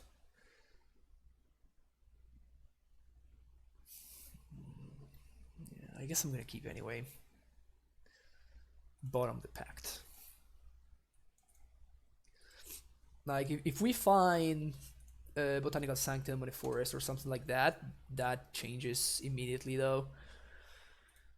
Yeah, this is gonna be rough though. I think that we're just gonna be too slow this game.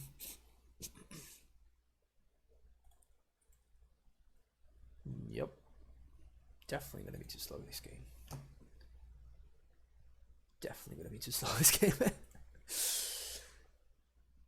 Definitely gonna be too slow this game.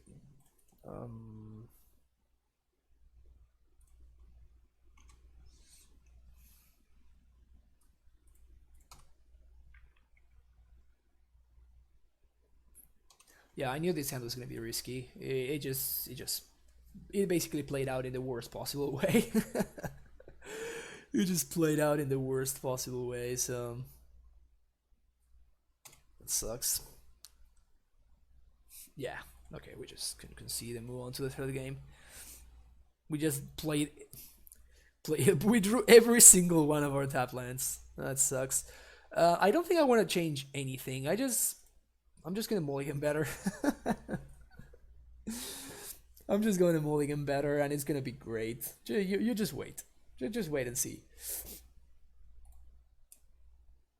Just wait and see. Already a significantly better hand. So there's no way they can afford to play Force of Negation, right? So this guy is gonna resolve.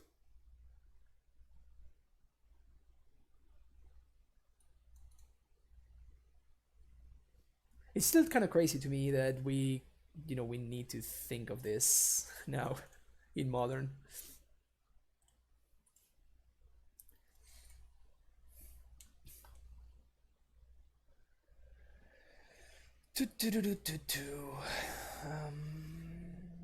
So we're not gonna get to haste, which sucks.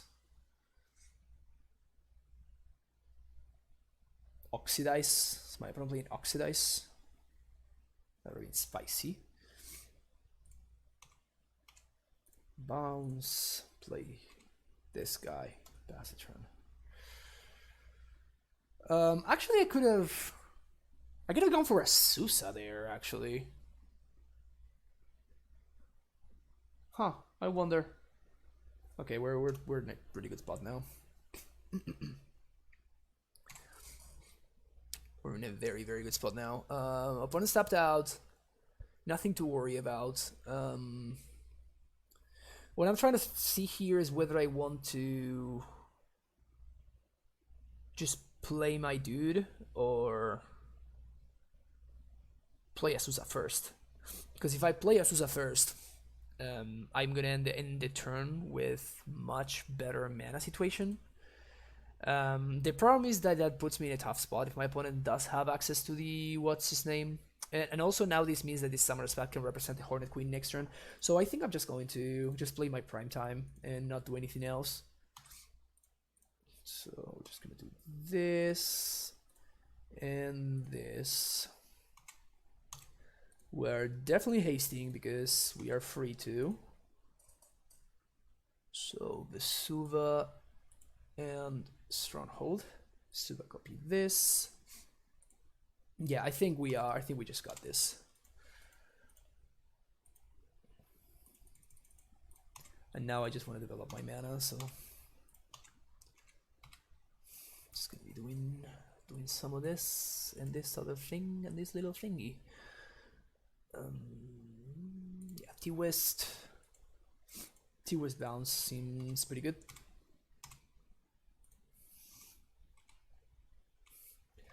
I could have gotten greedy and gone for broke and tried to like steerings into an amulet. I don't think that's worth it.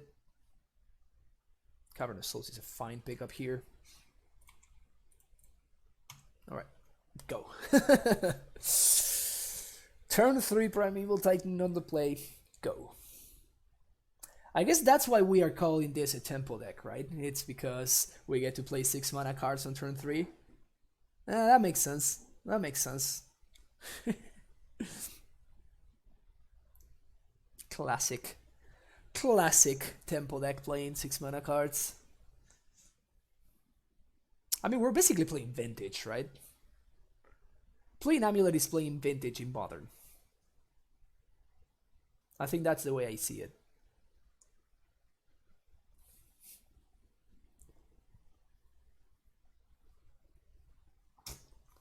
This is always so cute. This is always so cute when my opponents are like, yeah, copy your Primeval Titan with my Phantasmal Image. Ha ha ha ha ha ha. Sick value for me. But it's just like, I mean, you're dead now because you don't have white mana, so I don't need to worry about a path. So you're just dead now.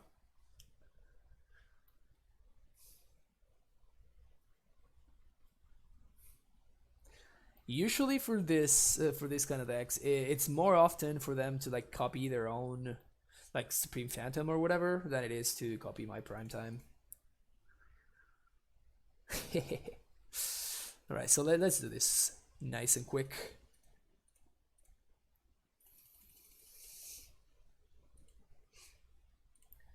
Kill your Primeval Titan.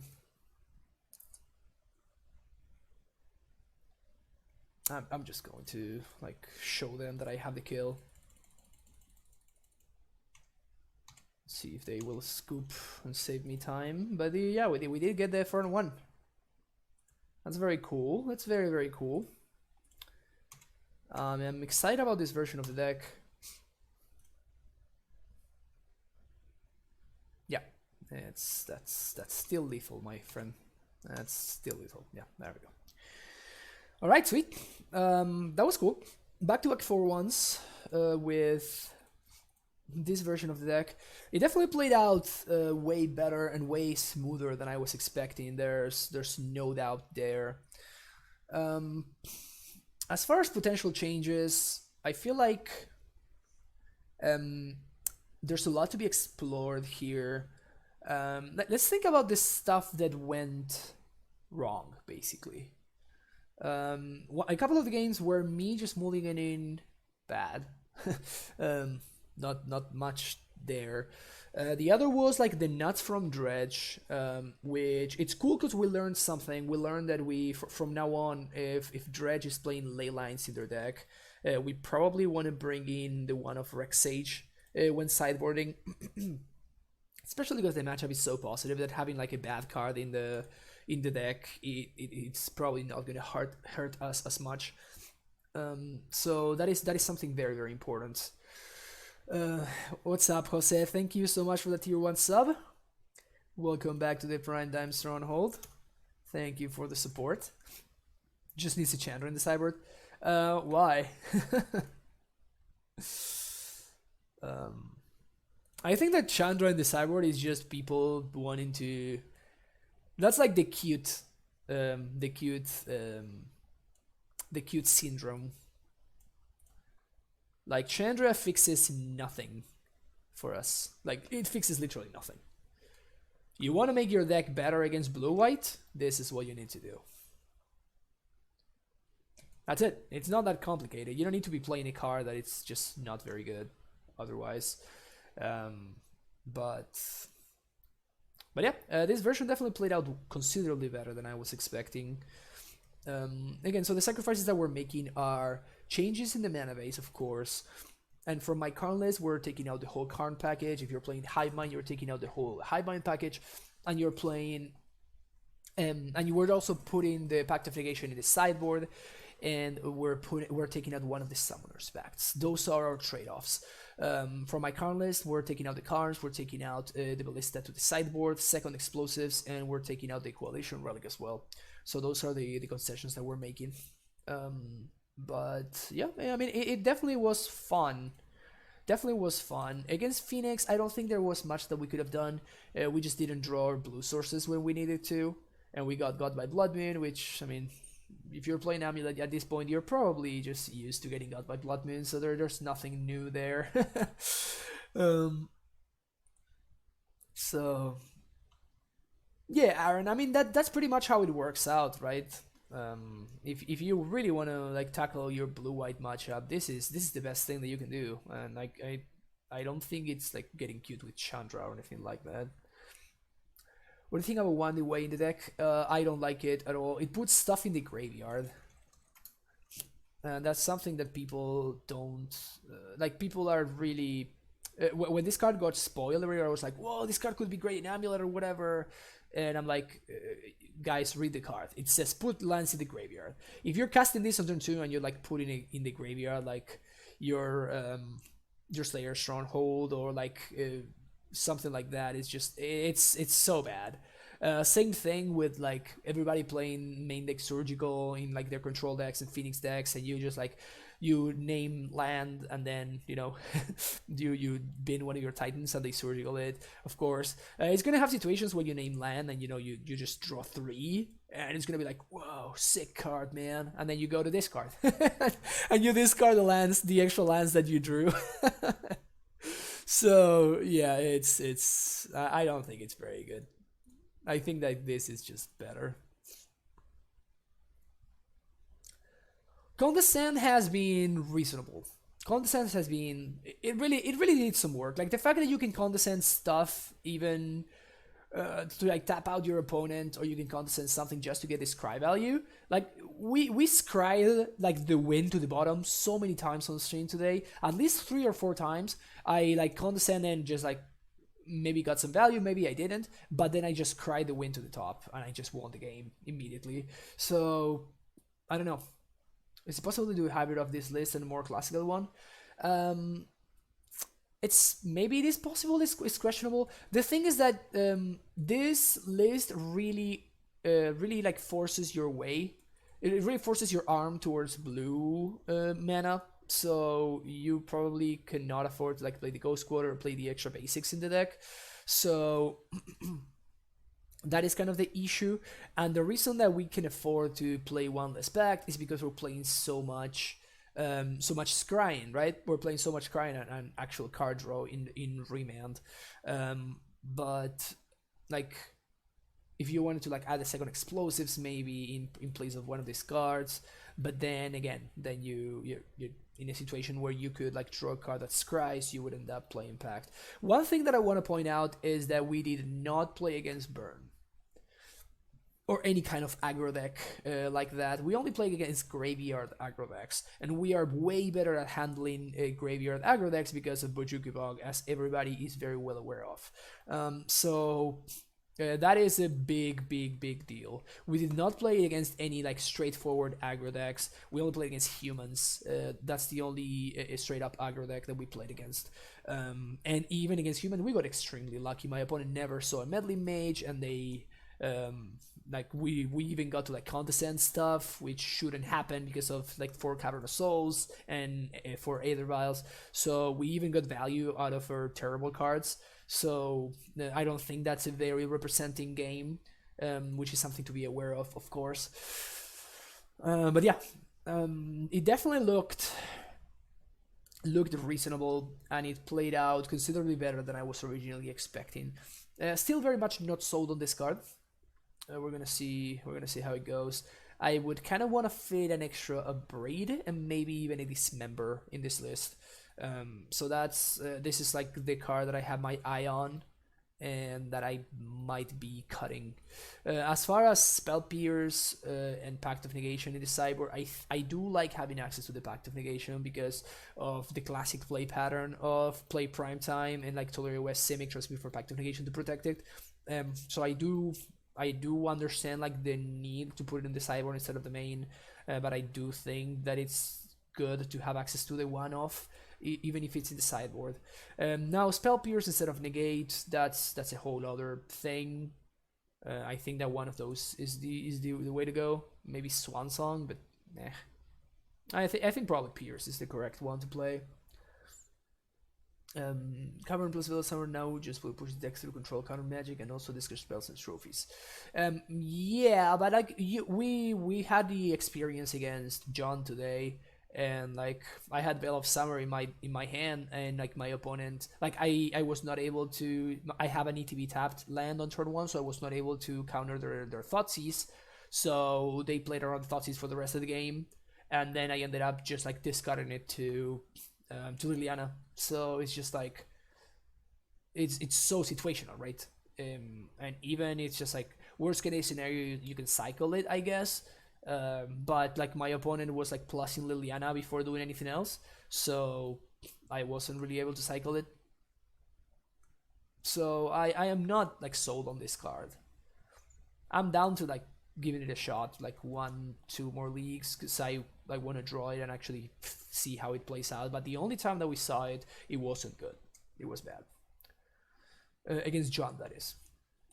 Is this better or worse versus human respect to Karn Amulet? I would say that this is worse. I would say this is worse. Especially because of the sideboard. I think that Karn Amulet has a better sideboard against humans. Second explosives in the main decks, also a big deal. Same thing with the main deck Walking Ballista. Both of those big deal, and all of these cards are just horrendous against humans. Karn, worst case scenario, you're playing 4 mana and getting your explosives from the sideboard, so it's not like terrible. It's just bad. Like you sideboard it out for game 2, but like this card is just like flat out unplayable against humans. Should have been a different card to discard protect from list. I don't think that's the case, Jesus, because the only other alternative was either a land, which I think was wrong because we only had like 3 or 4 mana, and the other option was the prime time. And I want to point out that we won that very game because we had the prime time hanging out in our hand.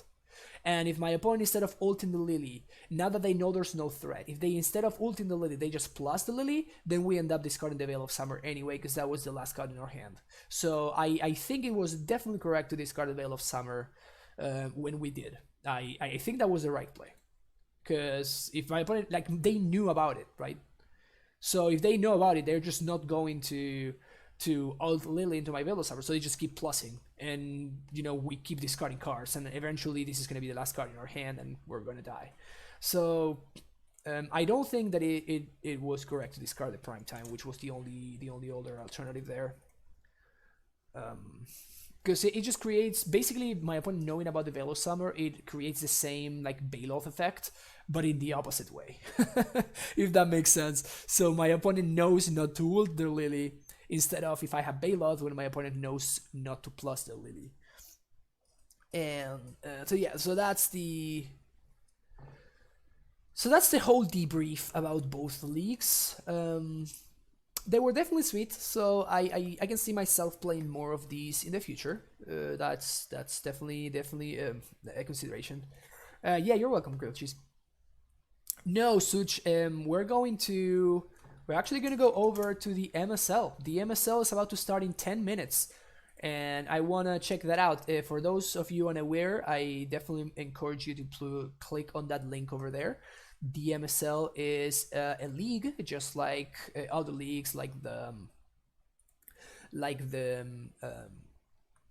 Vintage Super League, the Modern Super League, like that kind of those kind of leagues. Except this one is 20 players, so 10 players on 2 teams, and I am one of those players. So my match will be airing today. So I will be playing against my friend Andrea on Jeskai Sahili. And I definitely encourage you to check it out. You can go to the link over there to find more information and to find the stream.